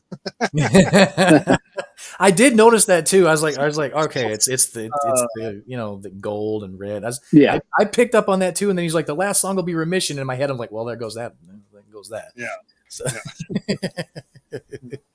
So was that something that you guys went in is with that color scheme for No. these tracks, or it just kind of out that way? Yeah, it basically came that way. So Red Flag, I think, was the first song that we finished, and we didn't have anything going on. And then Gold Standard, I think, was the second song that we came up with. And I'm like, oh, look at that, we have 2 colors. And then we had Sands of Time, which I guess sand is brown. I don't know. I don't know what fucking loose connection you have with that one. Mm-hmm. And then Purple and Green was. Here's a little backstory behind that. Our guitarist Mario went to a wine and weed farm, and it had like 2 arrows. So on the left hand arrow it said wine, and it was in purple. It had weed, which was in green. Mm-hmm. And I'm like, okay. Maybe we could write a song called Purple and Green. It's technically not about wine and weed, but it kind of is. Yeah. So like once the song is released, I'll tell you right now, it's about a warrior becoming a king, and like going from like the outside in, infiltrating, and then ending up with the crown. So essentially, the purple is supposed to be a sign of like royalty. It's, regal colors and stuff like that. Mm-hmm. Green was basically about money and about wealth and about like power that comes from it. So essentially, that's the tie-in with purple and green. But essentially, this song was originally about wine and weed. Even so, one of the lyrics is "I'll crush you and squeeze you." So that's for the grapes. Wow. And I had some sort of burn reference. I can't think about the other one of the other lyrics. So obviously that's about the weed. Oh, yes. That's right. Yeah. So. Yeah. So that was Red Flag, everybody. After about 10 minutes of trying. Jason, whatever you did, put that in your memory bank. We're gonna have to remember that for the future. Yes, I actually opened it up in its own window. Okay, well there you go. Once I did that, it was fun. So. All right, well there you go. Now that good of a song. It requires its own window, people. That's right. That's how big it is. Don't have anything else playing. God damn it! It does. It does. And you're going to get tired of it because I'm going to add it to the fucking playlist as soon as it drops for next week. Yeah. So, yes. Let's go. For new music today at the Metalheads page, you're going to have Red Flag on there. Yep. Red Flag. Woo. Along with some other newly released stuff this week, including Lamb of God's Evidence, of course. So you're going to have two big bands right there in a row. One of the last and Lamb of God. So that's right. Exactly. That's right. Can't go wrong. You can't. You really can't. No, you really can't. That's 2 bands that played at Blue Ridge 2021. Exactly what. Yeah. Yes, there's our connection. Yep. There's our connection. Yep. Yeah. So. Hi, Randy. Hi. yeah. So Randy, if you're listening, which I know you're not, but you heard that, Randall. Yeah. Odds are low, but never zero. So damn right. So you're saying there's a chance? I'm saying there's a chance. Hell yeah, I'm saying there's a chance. Oh, not a million chance. So you're saying there's a chance? Well, now you got to post this episode up. Well, edit the shit out of it first, and then post it up, and then tag Randall. That's all. Yeah, that's it. Actually, that's the funny thing. That's the funny thing is, I mean, the episode will be up. We don't edit shit. I mean, well, I can't for Spotify though. I can't edit it for Spotify. Oh, okay. Because I was gonna say everywhere else it's live right now. I can't do anything about that. That's true. Yeah, we do. We take our lumps. We do. Yeah. We take our lumps. Dana, give him hell. Come on. The whole thing. He will. He will. The whole thing about the show is that we're organic. And I strive to be organic. So I don't want to. It's kind of organic, professional. Yeah, there's a fine line between it. Yeah. Yeah. It's like the weed and wine sign. So it's like there you go. Mm-hmm. 2 roads split off from here. Which direction you choosing? That's right. Choose wisely. It's like I just think to me, it's like I was reading where The Rock and Jason Statham have these clauses in their contracts to where they can only get beat down so much. So, well, yeah, you got to protect the image. Mm-hmm, yeah, it's like what the fuck ever, dude. Like there ain't no damn way in hell you're gonna like show me, Chuck Liddell's gonna come in there and The Rock's gonna whip his ass. I'm not ever gonna believe that. So, yeah. Nowadays, that's true. That's true. That's a good point. I'm just saying, if you put somebody like Statham in there with The Rock, Statham can beat the shit out of him. So why would we believe that? As far as movies aren't supposed to be believable, but they aren't. Yeah, but then again, I don't know. I seen that, and I'm just like, why? Like, what the fuck? Yeah. I mean, but even real life is unbelievable. Yeah, well, that's true. That is. To me, you're gonna pay me $5 million. You whip the fucking shit out of me. Yeah, right. Yeah, I'll take an L for $5 million. I'll take numerous L's. Are you kidding me? I will. Yeah. I'll come to the next set looking like I just got out of a Tyson fight in the back alley, motherfucker. I'm That's right. Yeah. Right. Give me another $5 million. Shit, beat my ass. Or it could be like BJ Penn. You heard that story, right? Like he got into some bar fight and actually got knocked out. I think I did hear about that. Fucking BJ Penn. Yeah. Yeah. Just nuts. Well, I mean, hell, no one's invincible. No, I understand that, but Jesus. No one's invincible. And like I said, it's always that one mistake you make. Like he might whoop that other dude's ass 9 times out of 10, but that was the one time he got whooped. So that's right. Oh yeah. You can never tell. Hell, Lysol only kills 99.9% of germs. Yes, that's true. Can't say 100. You get sued for that. That's right. I always thought that was weird. It's like no one's invented anything that completely sterilizes something. I've always thought that was weird, but I don't know. Nope. I don't know if I asked you guys. I know I discovered you guys at Blue Ridge, which I'm glad I did. Actually, I discovered you guys and Isla living the same year, which was fucking awesome. Mm-hmm. Was there any other like festivals you guys were able to do, or was that the only one? That was the only one with this iteration of the band. Like we've done other ones, but obviously with Blue Ridge and what the hell happened this year, that's a whole nother podcast. We're essentially going to start we're going to start trying out for DWP festival. So Danny Wimmer presents. There you go. Festivals. Yeah. So, you have your Rocklahomas, your Sonic Temples, your Aftershock, your Welcome to Rockvilles. We're going to try out for all of those. Well, I think that's a good thing about his is you have more of an opportunity to play one of them at least. Mm-hmm. If you submit. So, and I'm sure he probably tries to keep you guys as close to home as possible. So, I mean, you would probably wind up at like Sonic Temple or somewhere like that, maybe. But I don't know. But I think like I said, I just think the opportunities are greater with the DWP. Yeah, not to say that they wouldn't go to Aftershock if they were invited. No. I'm just saying, like there's an opportunity with him having so many in a year is just more than just depending on one Blue Ridge festival. Yeah. Yeah. Then But I'm the kinda- one thing I don't like about their I guess submission process is they do everything on Twitch. So they want your fans to spam the chat, and if they happen to look over and see your name numerous times, then they'll play your video. It's like, how about you just add it to like an email or be like a website where you can upload the track or upload the YouTube video version of it, whatever. Yeah. And have them go through and be like, oh, these are the 10 that we like, or the 10 that we found so far. You guys vote. Instead of just going, play one on the last, play one on the last, play one on the last. And Yeah, you that's just, a very, you look very like an asshole. strange. That's a very, very strange way to milestone benchmark your something. That's Yeah. very, very weird. Yeah, Because it's not really it's not a very, it's not an easy metric to measure. It seems kind of stupid that they would do it that way. yeah. Yeah, they do. It's odd. I probably got his 14-year-old daughter's probably doing the submissions or something. Well, probably. Shit him off TikTok. Why not? Yeah. Yeah, that I don't understand. I'm too old for TikTok.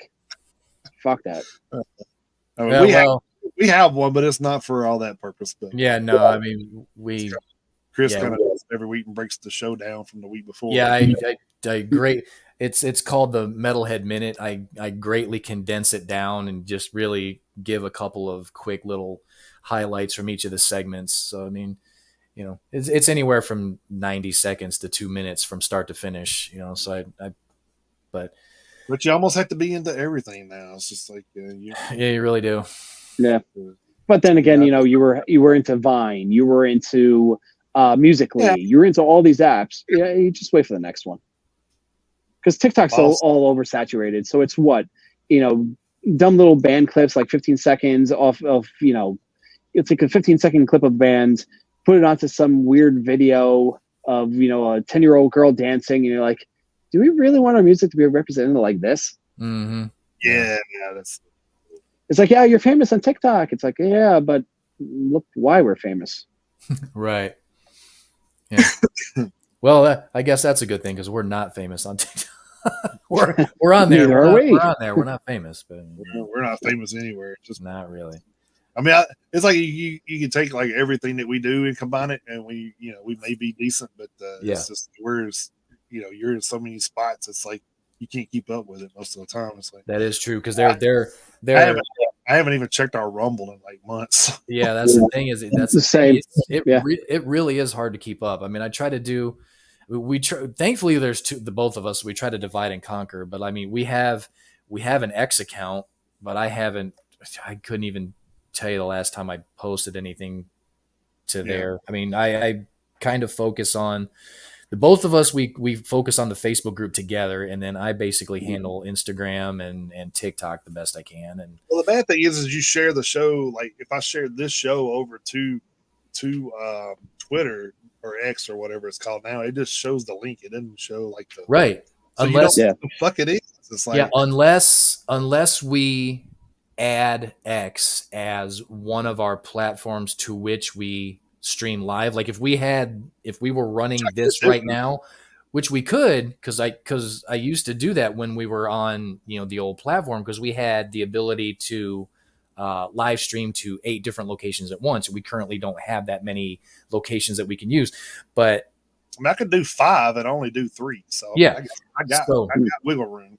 Yeah, so I mean, if we wanted to do that, we could, because we do have a show specific X account. But like the Metalhead Minute that I was just telling you about, if I want to put it on there, like I say, it's 1.5 to 2 minutes. If I put it on there, it only shows 30 seconds. Well, that's stupid. I'm going to show 30 seconds of a already condensed version of the show. I don't even. So do you have to be verified so you get the entire thing now? I have no idea. I don't know. That's weird. I don't know. In the pay for it. I have no idea, because it has nothing to do with anything that Elon did when he took over, because I discovered that before he bought it and everything changed over. So it's not anything that I discovered after it went from Twitter to X. It was something that happened when it was still Twitter.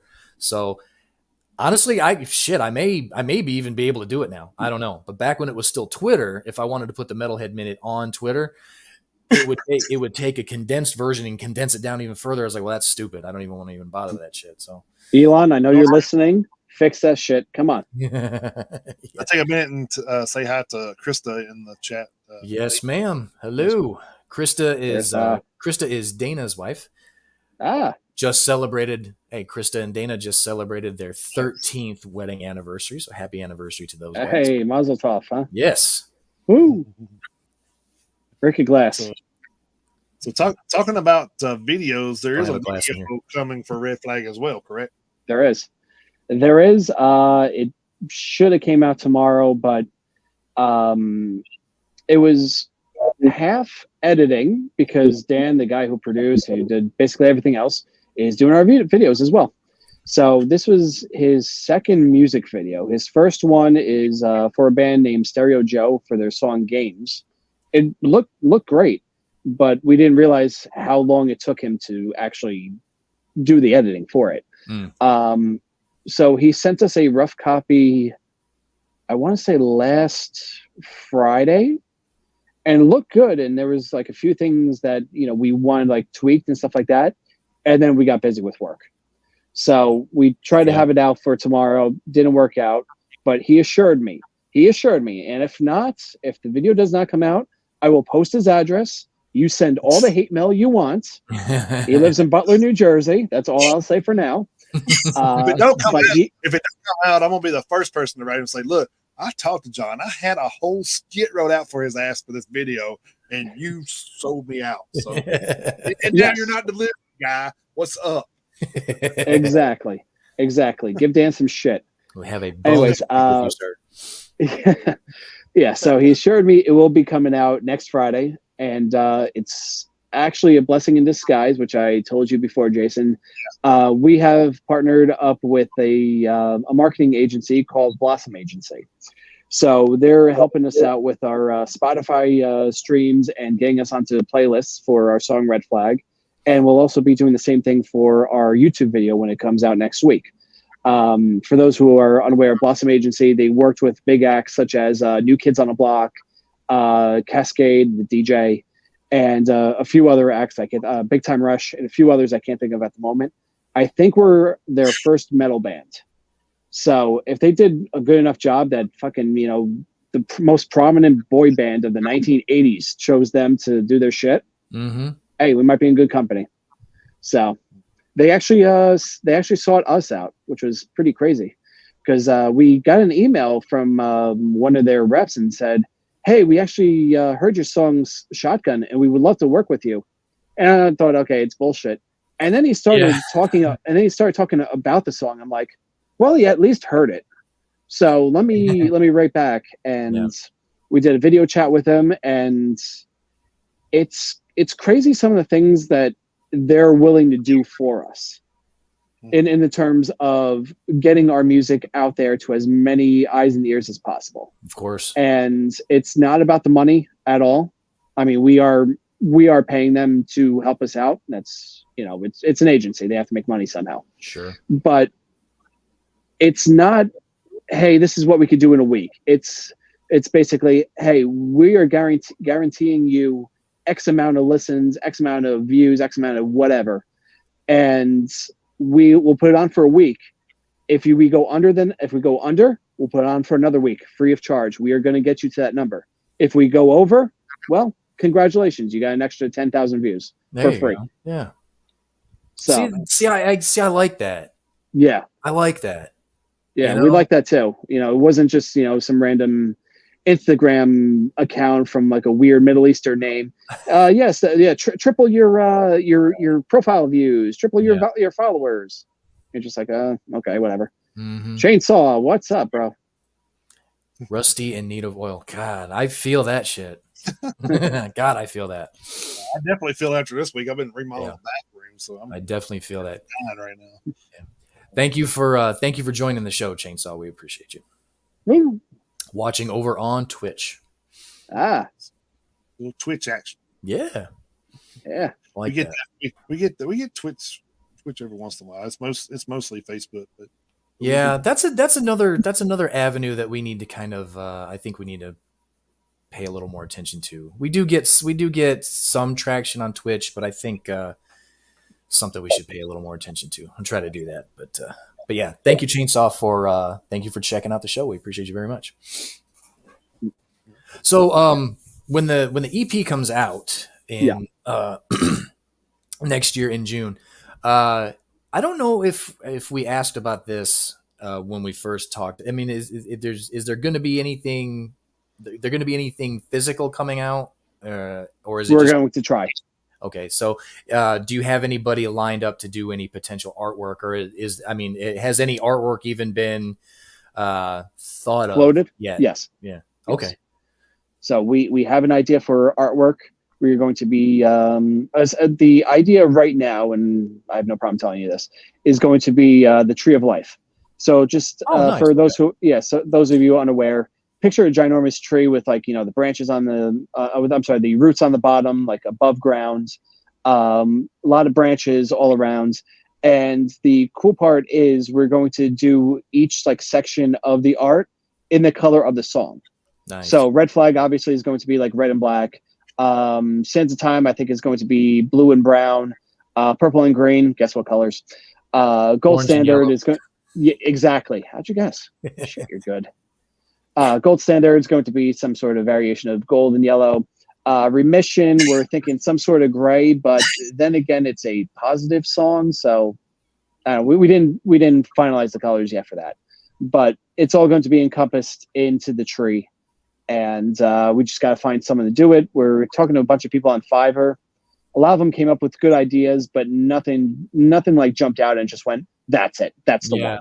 Yeah, and that's kind of what you want. You want to know it when you see it. Exactly. Hell yeah. Maybe put Remission down on the roots or something, since that's kind of your last track. Yeah, maybe. We got something there. Yeah. You guys want to do the artwork? Oh, dude, I can barely draw a breath.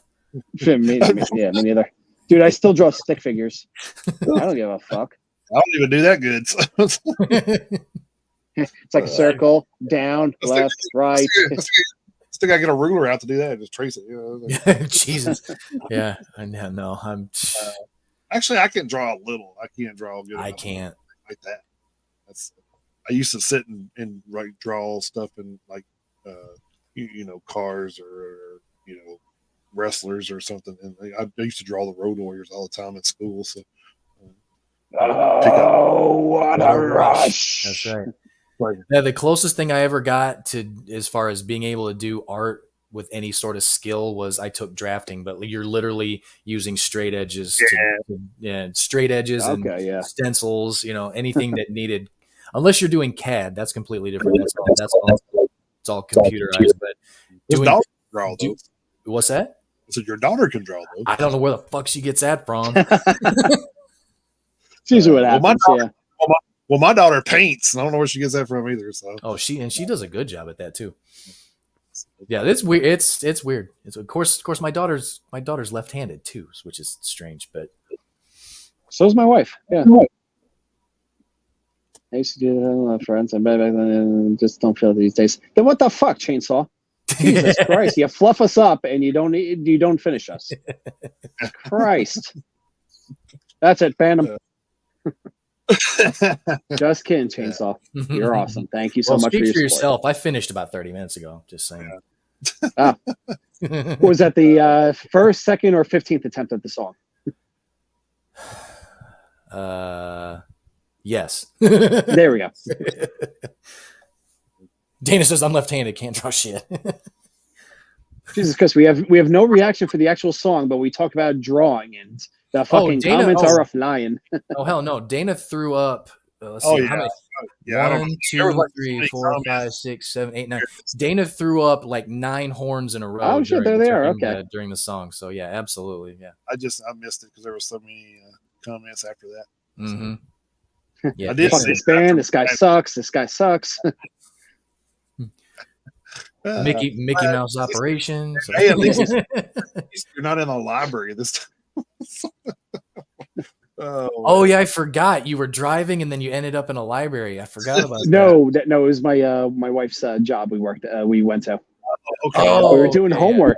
Yeah, that's what it was. He was doing homework. Yeah. Yes. Fucking 33 years old at the time. So Yeah.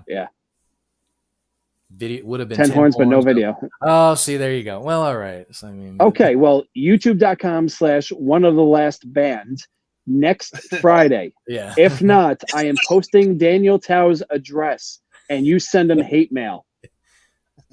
Do the horns down sign.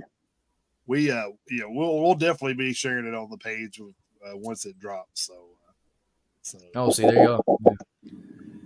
I follow them. Yeah. I already follow them on YouTube, so if it drops, I'll know. So. Oh yeah. We'll put it in the group and everything, all that good shit. Yeah. And a quick hello to my aunt out in Hawaii. Hello. Was that for me, Chainsaw? No, that's I think that was just in general. Jesus Christ. Old school metalheads, man. They hard to please these days. Man. Set in his ways. Whatever. You don't have a lot of that. Yeah, you don't have. Yeah, general statement. He said just general statement. Yeah, we get it because you don't have a lot of that. You don't have a lot of that sound you had back in the '80s with the Metallicas and the Slayers and the Anthraxes and Testaments, all those guys. That because it's so evolved now, and plus there wasn't like 25 subgenres of metal then either. So that's true. Yeah, that is true. It's 25 subgenres, but it's all about being the heaviest band out there. Breakdown after breakdown after breakdown after breakdown. It's like, oh my god, like you can't differentiate these singers anymore. Mm-hmm. Yeah, and I think that's sometimes the thing. You have to do something that kind of stands out, whether it be a vocal point or a guitar riff or a drum line. Something in your playing has to stick out for somebody nowadays to be like, oh, and catch them, by spot. And like I said, when you first played that song, and I first heard it, I said, oh my god, this guitar is badass. Yeah, like, that's the first thing that drew me in. You know what I mean? It's like, once you have that and you draw them in, you pretty much got them. You know what I mean? But you got to have that thing to drag them in there and get their attention. And if not, they're just going to hit next. Because that's what you can do now. You don't have to. And I've been guilty of that. Rewind and fast forward and rewind. Like, damn it, fast forward. Yeah. Oh Jesus, that's way back in the day. Good. Well, I think it's like 6 seconds. If you hear a song and you like it, you'll continue on. It's the same amount of time where if you go up to a woman or a guy, whatever, that's the amount of time they'll think about if they'll actually sit with you. Oh, wow. Within the first 6 seconds, they will either in their head say yes or no. Yep. Yeah. There you go. I have heard that. Yes. Yeah. I ain't making this shit up. Oh yeah, hell, John O'Connor, he's spitting facts on the Metalheads Unite podcast. Goddamn right I am. It's like we talk about a lot of stuff on here. We've talked about death metal on here. We don't gravitate to death metal, and like I was telling him, it's Chris, it's more or less for me. Like I can listen to like death and stuff like that from old school stuff, but nowadays the thing that gets me is this. The drums sound just like that. I'm like, what the fuck? No, like, it's like, then you're I'm gonna eat your soul. Yeah. And then like during songs, thank you guys so much for coming out. What? Yeah, wait a minute. Yeah. How do you go from thank you so much, guys. You guys have been awesome tonight. Don't fucking open up the shirts. What the fuck? That reminds me. We're from fucking like Robert Franks to fucking Pee Wee Herman and like 2 seconds. Your fucking pips better be swole. Catch me next week on here. Robert Franks talking like he'd be hilarious. Yeah. Yeah. Dana says he's listening to Determined now. Nice. Hopefully you enjoy. That's the first song we ever wrote as a band. Yeah, I like that song too. Survivor is still up there as one of my favorites, but I think this one may be giving it a run for its money. So, I mean, honestly, I think this is better than Survivor. This is just me speaking. I actually can't stand Survivor. Really? Yeah, love that. it's just I don't know. Like I like the verses, and the chorus just sucked.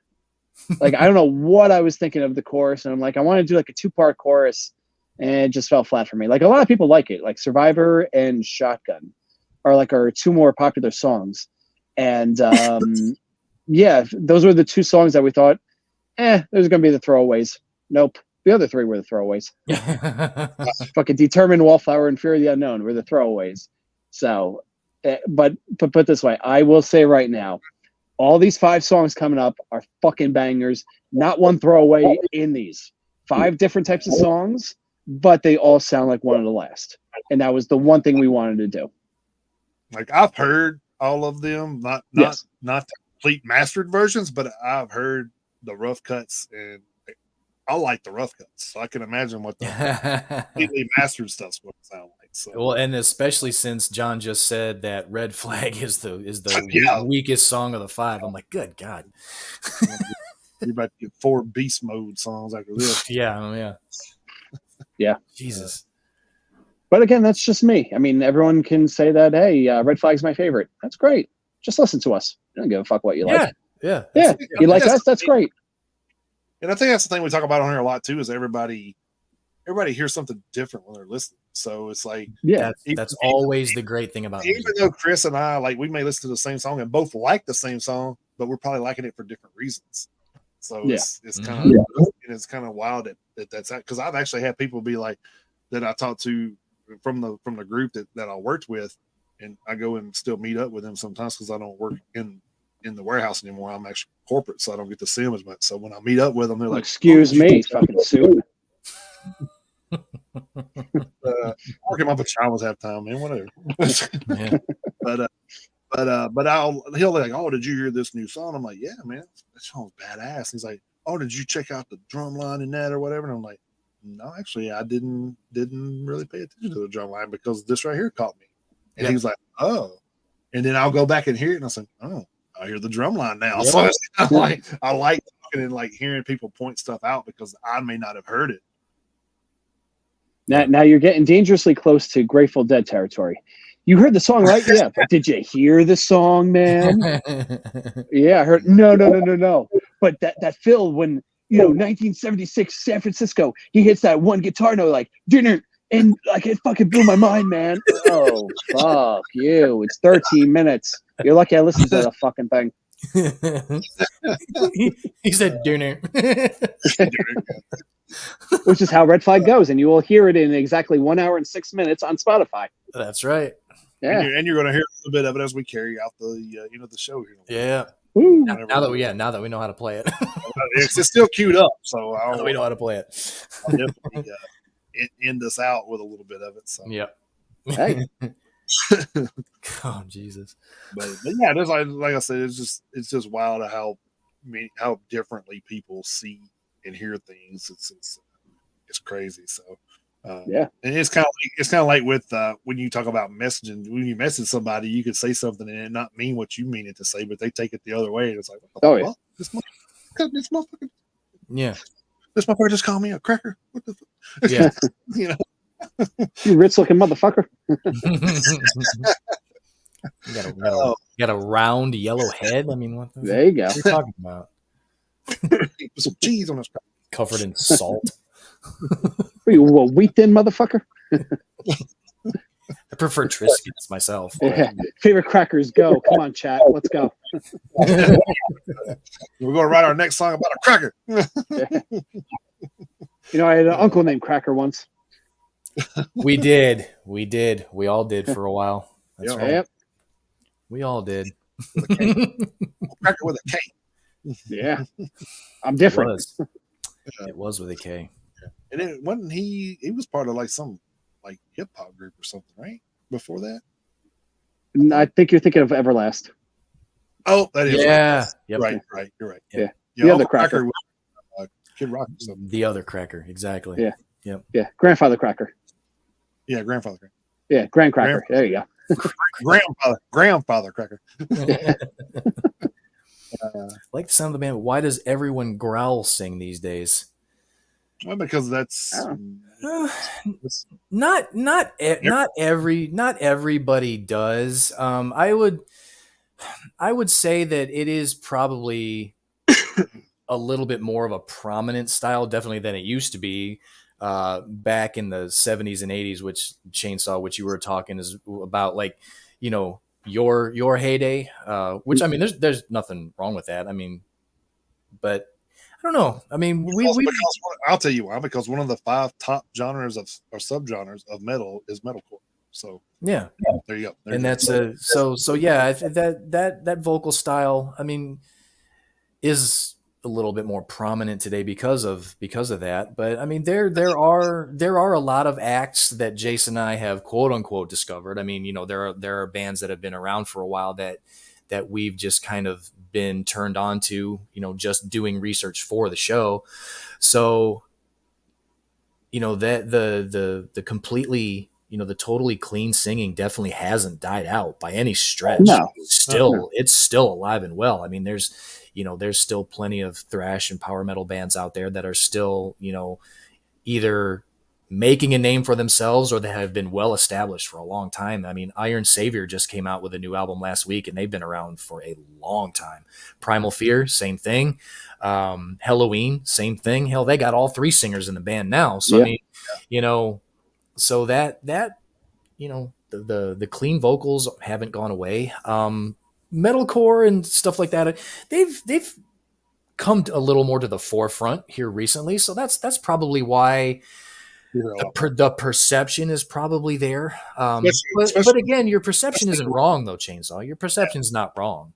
Especially with the popularity of bands like Ice Nine Kills and Motionless in White, those guys have gotten bigger. And Lorna Shore and Slaughter to Prevail and stuff like that. You know, especially here lately with what Alex Terrible's been pulling off here lately. Jesus Christ.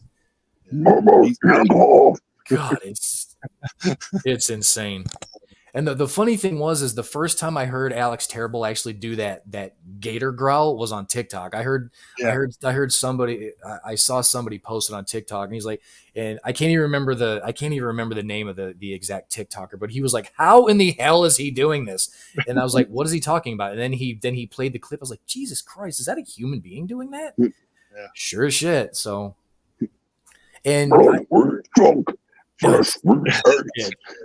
It's nuts. And I'm not a fan of Lorna Shore. My daughter had me listen to some of their stuff, and I will say this: I have nothing but respect for what Will Ramos can do. I mean, to be able to do what he does, I have nothing but respect for it. But listening to it, it's just not. It's not really for me. I mean, the noises and the sounds that he makes are impressive that he can do that. It's just not really anything that I really care for too much. And yeah, Dana, check Existing in Exile. They are a very good band. And congrats on those guys for just tour of Japan. Just got back from Japan. Yep. That's cool as shit. Yeah, that's a good point, Chainsaw. That's a good point. There but I will say I have been doing it for the last 20 years. Yeah, and they haven't sounded better than they have right now. Yeah. Will I do it for another 20 years? Who knows?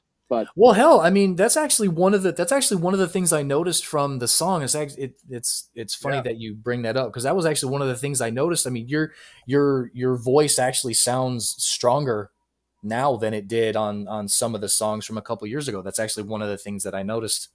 Yeah, it's still got the you know, the ferocity, but you know, your gutturals are actually a little cleaner and stronger. That's what I'm trying to do. Yeah, so I mean, it's an evolution. Yeah, it's amazing to hear some of these guys, especially like Howard Jones from you know, used to be with Q. Oh, it's on. Of course, 60 years old, and he still sounds like he gets better every fucking time he records. Yeah, it's uncanny. Yeah, the older he gets, the better his voice gets, which is fucking weird. You got people like Udo Dirkschneider that don't even warm up; he just goes out there and sings. So. That still blows my mind. Yeah. Who else? Who else? That's an amazing singer. Just recently, because about that too. Yeah, because we brought that up. Who was it? There was another. Was it Ripper? Yes, it was He doesn't warm up either, which is Tim Owens? what? Tim Owens doesn't warm up either. Huh. Jesus Christ! They don't. Superstar. You have to warm up and cool down. You can't do that. You can't do this. So everybody's different, though. Yeah. Yeah. Maybe you can't do that, but these guys have been doing it for. Mm-hmm. I said, well, tell Udo Dirkschneider he can't do that when he's been doing it for 60 fucking years. Yeah, 50, 60 years. Yeah, he's been. I think he's figured out the formula by now. Yeah. Yeah, he's right. Yeah. yeah. If anyone cracked the code, I think Udo did it. So Yeah. You got to get it's not only your voice, you got to get your eyes right. That's true.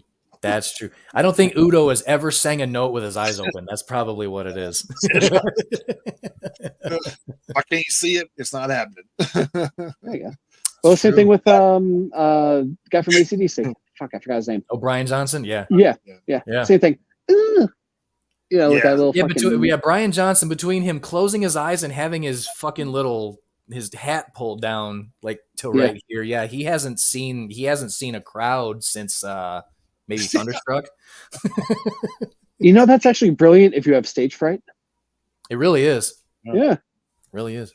If you don't see the crowd, they're not there. That's true. You just performed into 150,000 people. What's crazy about that is I'll bring this up because I've been there. It's like I walked out to a wrestling arena with 3,000 people. And like when I hit the ramp, I'm like, holy shit. And then when I got in the ring, I couldn't see anybody but like 2 rows.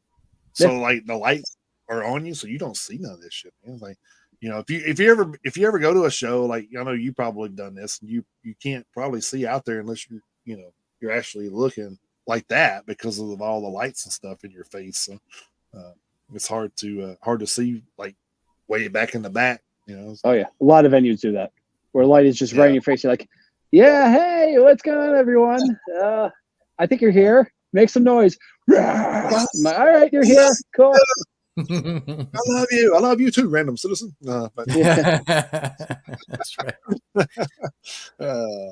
But go back to what Chainsaw said. It's like I think a lot of bands do have to change their style because of that. I mean, look at Whitechapel, what they've had to do and tone down a little bit because of his vocals, and clean up their vocals a lot. Yeah, clean up their vocals a lot. And I mean, it's nothing bad because he's got great cleans too. So yeah, that's. But you're going to hear those old school Whitechapel fans go, "Oh, Whitechapel," but I mean, they don't understand that. Yeah. Yep. But the longevity of sounding like that, man, is just it varies. So I mean, you have to always say this, like, and I compare it to wrestling because I know how that works. You have to listen to your body. When your body says, "Hey, we're going to back the fuck up a little bit," then you're going to have to back the fuck up a little bit. I mean, you can go. I mean, everybody's like I said, everybody's different. Yeah, well, I mean, Michael Sweet even said, "Yeah, we've had to down tune a little bit over the last few years because I can't." He's like, "I can't do it anymore." So, Stripers had to adjust. I just saw something in the last couple of weeks where Tesla's even like, "Yeah, we've had to down tune a little bit." So, I mean, well, Tesla can do all acoustic and get away with it. So, that's true too. That's Motor ran. Yeah.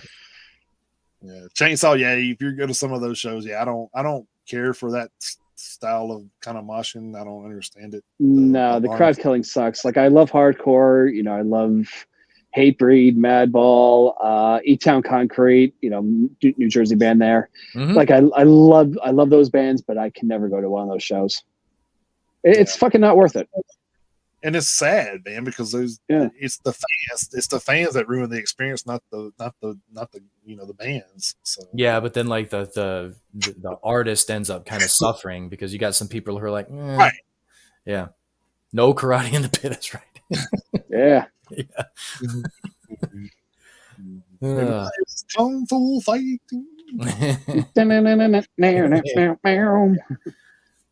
That's like we brought up this a few times on the show too. Is we went to see the Bay Strikes Back tour in Chattanooga with Testament, Death Angel, and Exodus. And when we walked into the venue, they had a big dry erase board up, and it said no moshing or circle pits. And I'm like, we both looked at each other. I was like, they didn't know who they booked, right? Give it 15 seconds. It barely took that long. 3 songs in the Death Angel set, and Mark's like, "Where's the fucking circle piss? What the hell's wrong with you guys?" Yeah. And you can see the security guards going, "Oh." But that was long all night. it took. That was all Yeah. it took, and it was like, boom, green light. Then they were moshing the, what was it, Big Bad Leroy Brown or some shit. They were in between Exodus and Testament set. They were playing Bad Leroy Brown, and people were, they were moshing, but they were like slow dance moshing. Yeah, it was funny as shit. Yeah. And it was between what set again? I can't remember. It was between Exodus and Testament set. Yeah. And then, did Chuck Billy mention something about it when he came I think out? so. Yeah, I think he did. You motherfuckers just moshing the fucking Big Bad Leroy. Yeah. Yeah, I remember watching some. It was some European festival. I forgot which one it was, but Dying Fetus played. As soon as they were done, Celebration by Kool and Gang came on. Imagine having that. Yeah. Just going from Dying Fetus to Celebrate Good Times. Come on. And the whole crowd was into it. They loved it. Oh yeah. That's cool. Chainsaw. Chattanooga, very nice. Chattanooga. Very nice. We were at the Signal there in Chattanooga when we seen those guys. So. Yeah, we were. Dana was too. Dana and Krista, they were there too. Pretty. We didn't know it at the time. Right, yeah, we didn't know them at the time. We didn't know it at the time, but yeah. I think we wound up. What show was it? We wound up meeting them. Well, I met Dana in person at the Megadeth show up in Nashville, and then I can't remember where you met him for the first time, but it was at the Megadeth show when I met them in person for the first time. Because we had been talking back and forth and all that stuff, and then I seen them at the Megadeth show. Yeah, because we were at Bridgestone, right? Yes. Yeah. Oh, did you? Okay, because I know we were up in the Kayla and I were up in the seats, and you and Susan were down, and you guys were on the floor, so we were in different parts of the arena. But speaking of circle pits, when I got caught up in that damn redneck one from Lamb, I was like, I was trying to get back, and I was like, "Fuck, man! Like I'm too old for this shit." Yeah, you almost got sucked into the vortex. I mean, it was sucked into the redneck vortex, man. Yeah, yeah. Because we saw it kind of develop from where we were sitting. I was like, and Kayla was like, "Holy shit!" I was like, "Yeah, that's why it wasn't a good idea to get floor seats." Yeah. It was a huge. My daughter, she's like 5'2". She's like this big around, So she's like, "We should get floor seats." I was like, "Not for your not for your first show at the arena. Yeah. No, you don't want to do that." So, and she saw that pit. I was like, "See, that's why." Yeah. You end up getting trampled. Potentially. Yeah, potentially. Yeah. Cool. Is there anything else you want to plug before you close this thing out, John? Or nothing off of my end. Red Flag comes out in exactly 51 minutes on every streaming platform. So Spotify, Apple Music, Tidal, Amazon, Deezer. I don't even know who the hell has Deezer, but it's got to be on fucking Deezer. So you can check it out there. Head to oneofthelastband.com for all of your One of the Last needs. We are on Facebook, YouTube, Instagram. Yeah, fucking everywhere. Just put in oneofthelastband.com. Don't Google us because we don't pop up. I don't know what the fuck it is. Thank you, Dana. But yeah, I don't understand why we don't pop up on Google. Our Last Night pops up on Google. The Last Ones or The Last of Us, the video game pops up. Us, we don't. Yeah, see, Chainsaw, you get it? Yeah, fucking annoying. But still got to figure that out. But yes, best place to go, website, oneofthelastband.com. We have all the links all on the bottom. So you put in One of the Last in Google and it say, "Did you mean black cocks?" Yes. Yeah, it was actually a picture of the heavyset black dude, with the fucking ginormous dick. Yes. Yeah. That's what pops up. Our logo is about maybe like fifth down, but his takes up the first 4 rows. It's quite annoying. It takes up the first 4 rows by default. You're damn right it does. It's one of the God bless that gentleman. And it's like one of the last. God did bless that gentleman. Damn right he did. Oh man. But go check them out on YouTube as well. Follow on them on there so you can get the drop when that video drops, and you can check that out. Yep. And for everyone, and if not, Daniel Tao, Butler, New Jersey, that address will be live. And you think I'm fucking around? I am not fucking around. It's 11/11 where I'm at right now. I'm making a wish. I'm wishing that video comes out. If not, Dan's going to be in a world of hurt. Yeah, he'll put him on blast, and so will we. So Damn right. I got friends Blast his asshole. Whatever you want to do. well, I mean, I got mob friends in low places. that's right. Yes. Damn straight. So I'll try to present this one more time to lead us out. So we can Woo. get a little bit more red flags before we close the Red bad boy out. flag. Yeah, and just want to thank you again, John. Man, I appreciate Yeah, all man. talking to you, man. Like I said, John was one of our first guests, and like The first guest. and The numero uno. and then and I've been made it a priority to keep in touch with John all this time. So even if I hadn't heard, he's been hey, hitting me up on Facebook, and I'm like, oh fuck, I forgot Facebook still exists. This was during the recording process. Yeah. So thank you for that. Yeah. So that's like a lot of times, like we try to like at some point we're going to have too many damn guests that we talk to keep up with, but I do try to like touch base with some of the guests. Mm-hmm. I'll be like, oh, I haven't heard from these guys. I wonder what they're doing. So I'll like try to go back and search for them. Like, hey man, what's going on? I ain't heard from you in a while. And it was like, Yeah. oh, and it kind of like some of the same things that you guys been going through. Like, oh yeah, our drummer quit, or like we're trying to do this, and we're trying to figure out if we just need to start over or tour on the last album. And Yeah. it's like, oh shit. So it's like those pains aren't felt by just you. So, a lot of bands are feeling that pressure right now with going through lineup changes. So yeah. Well, put it this way, we are 5 figures in on this EP so far, as in over 10 grand we spent already. Damn. So we are pushing forward. Whether we have members or not, we'll figure it the fuck out. There you go. I mean, at this one, you have to get anything out of your spending. I mean, you have to get something out of it. So. Mm-hmm. Yeah. So we are all in on this. If it doesn't work out, then oh fuck, we're in debt. But, yeah. Yeah. Yeah. Before we play this song one more time, before we play out for the evening, I want to thank everybody who came by in the chat today. Dana, Octavio, my Aunt Amy, Krista, Dana, and hopefully a new friend of the show, Chainsaw Squirrel, down in Chattanooga. So follow One of the Last on all the social media. Follow the Metalheads Unite podcast on all our social media. Follow us at Metalheads Unite USA at gmail.com. That's our email address.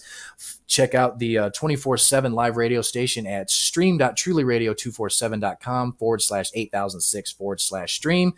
MetalheadsUniteUSA.com for all your Metalheads Unite USA merch. And the merch inventory is going to be a little in flux with the cold weather coming in, so keep your eye open for that. Anybody wants to come by the Facebook group, come on by. This is us right here. And just wanted to point out we do have the World Tour shirts ordered too that I should be getting in 2 weeks. So right there. Yep, right there. So if you want to show them that back too, Chris. Yep. Will do. Yep, it's got the logo on the front, and this is the list. Hold on. Yeah, there we go. This I forget, everything's opposite. This is the list of everybody that we got to interview during the 2022 calendar year, and that right there is This is World Tour. Yep, that is John O'Connor. That's him right there, February 19th. He is the OG. He's the original guest. So yes, Brooklyn. Yep. Where Brooklyn at? Where Brooklyn at? So literally hasn't moved. So yeah, we will be. Brooklyn hasn't really gone anywhere. No. So yeah, we will have those available, and then obviously next year we will work on next year's shirt. And like I said earlier in the show, before we go, our friend Dana on November 18th in Manchester, Tennessee. So Chainsaw, if you're in the area, which you already are, you're in Chattanooga. Our friend Dana from Metal and Tats is going to be having his 50th birthday party. It's going to be in the Big 50. Absolutely. Big 50. Gotcha. He's going to be having his. That was too high. That was too. You got to go low. I got. There you go. Oh, it's not your dick. What the fuck's the matter with you? Jesus Christ. So I went off the rails for a second there. But yeah, Dana is going to be having his 50th birthday party.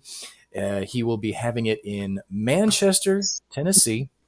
Hang on just one second, and I will see if I can pull up the poster because I know he. Home of Bonnaroo.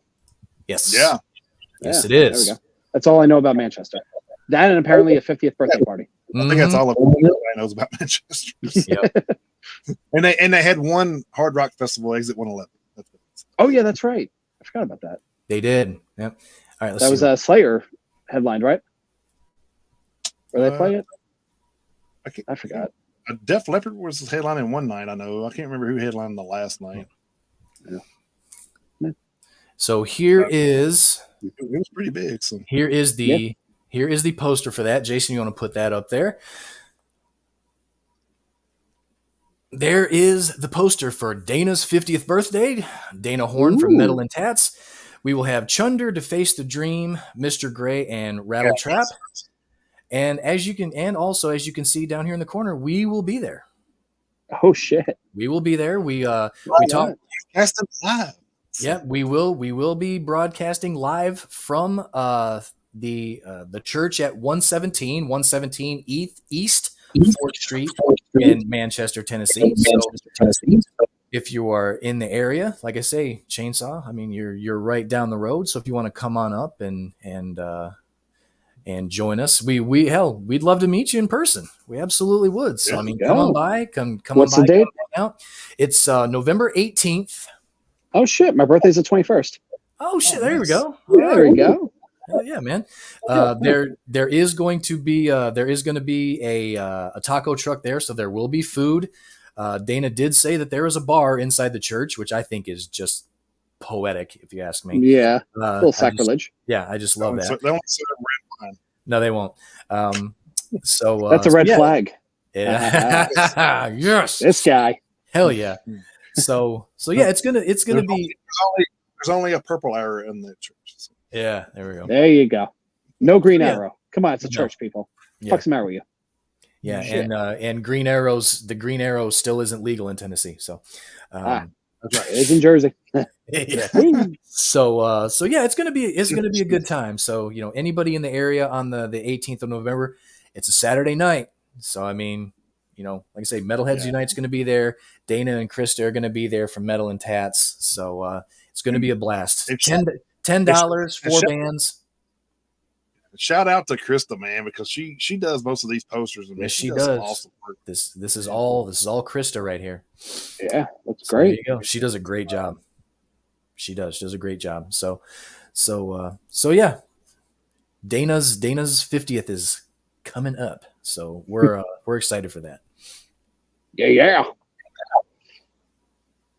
An old church that has been converted into a multi-purpose venue. It's a church with a bar. Yes, it is.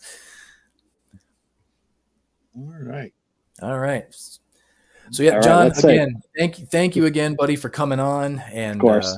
Yeah, man, we'll the pleasure is on this side of the table. Not all of it. So yeah. So. Pleasure in quotations. Yeah. Yeah, you're our first actual repeat guest. I mean, we've had a couple of people on that we talked to at the expo, but it was like a 15-minute interview. Yeah, we literally only got to talk to them for like 15 minutes. So really, we just liked them so much. We was like, hey, you want to do a full show with us? And they're like, yeah. So about we got that. lucky on that count. But so you're the first actual repeat guest from an entire hour-long show. So yes, you are. So John is doubly special because he was the first, then he's the first repeat. So yeah, it's two things that no one will ever be able to take away from you, John. Damn right. And right now he's the last. One of. Next he'll be the everything. Good night, guys.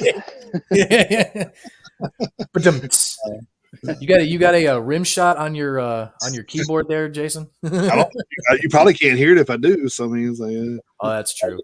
No, he'll fuck up the song if you tried it. Yeah. Oh yeah, it's true. Yeah. Don't close. Don't do it. There you go. Oh, I got the little board here, but it hasn't been going through. No, the board hasn't worked in like 3 weeks. So Yeah. I still don't think it's your board, but anyway. It's not, because everything lights up and everything when I do things. So Yeah, it's not the board. Yeah. Well, I for one am bored. Aha. We've been going way too long. We're starting making dumbass puns. Yeah. Hell yeah. Like I said, appreciate it again, John. We're gonna of course, end boys. this bad with the red flag. We'll play a little bit more of that, and then we'll just end the broadcast there. And like I said, you're always welcome anytime, man. So yeah, hell yeah, dude. Anything else that comes up, or we may even get you back on during the EP.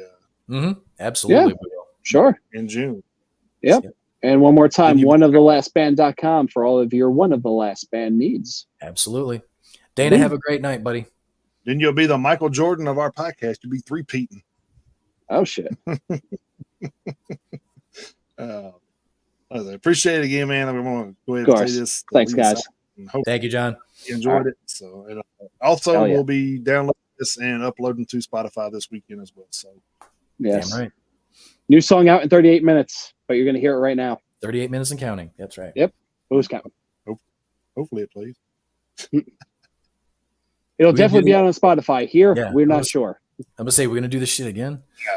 Yeah. Here we're not sure. Yeah, I guess we are. So. Oh, my Lord. Yeah, it played fine all good. And this is how we end it, folks. That's right. Oh, God. Oh, man. We can, right? So. All right. Well, we did. We got through it once, thankfully. Yes, we did. And like John said, we're at 37 minutes and counting now until the release of it worldwide on all the streaming platforms. So and they will not fuck up. They won't. Trust me. They won't. Yes. I got it, but I stopped sharing for some reason. Oh, motherfucker. All right, try it one more time. One more time.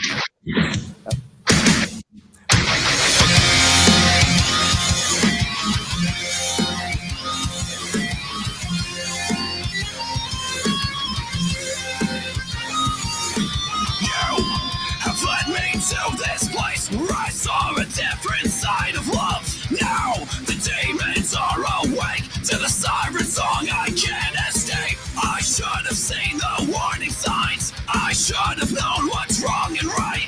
I should have walked away, but your control of me has made me stay. Baby, you're a red flag, waving in my face again. You're just another red flag, even when it first began. When I think back, it seems to me that I can't rewrite history. My whole world has faded to black, and all I saw was the red flag.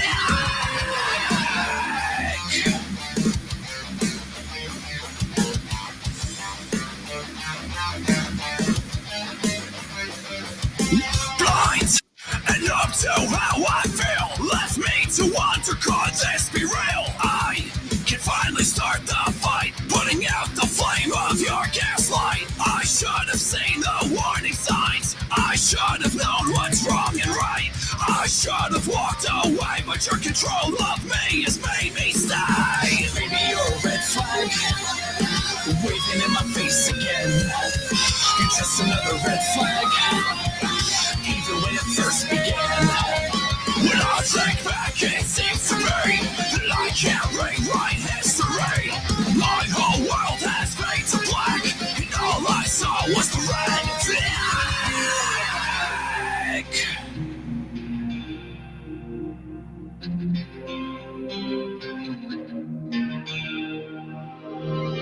I can't erase the pain from my past, no matter how hard I try. I get reminded constantly of how I used to love thee. Red flag.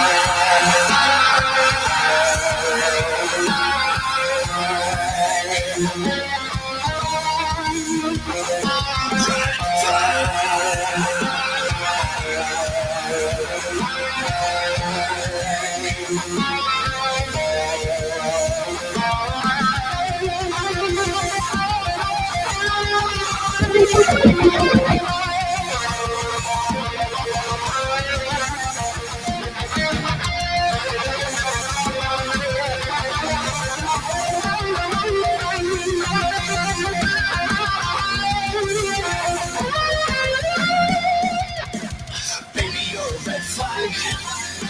Waving in my face again. You're just another red flag. Even when it first began. When I think back, it seems to me that I can't rewrite history. I can't live well enough alone. And all I saw was the red flag.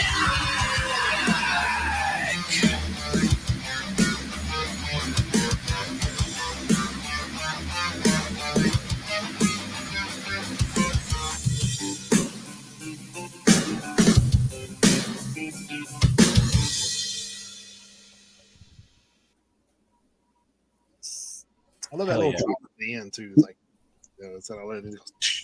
Yep, that little Boom. exclamation point right there at the end. That's all you need. 33 minutes. It's on streaming services. Check it out. Thank you guys again. Thanks Thank again, you, John. John. Hope you have a Yep. good one, and we'll be back next week with our regularly scheduled programming. Maybe I do have a response I have to get back to work out a date with some other band. So hopefully we'll get that worked out, and if not next week, in the upcoming weeks. So, but again, thank you, John. Always a pleasure. Absolutely. I don't wish nothing but the best for one of the last. If you haven't checked those guys out, check them out. Definitely be in. It's one of the bands that's in my repeats and liked songs on Spotify. So, Yep. Yes, it is. I'm sure Red Appreciate Flag it. will be ready in about 30 minutes. 32 Right, minutes. yeah, But who's 32 counting? minutes. That's right. Yeah, but who's counting? Yeah. But anyway, until next week, you guys keep those horns held high. Jump in that pit anytime you can. Take care, guys. Have a great week. All right.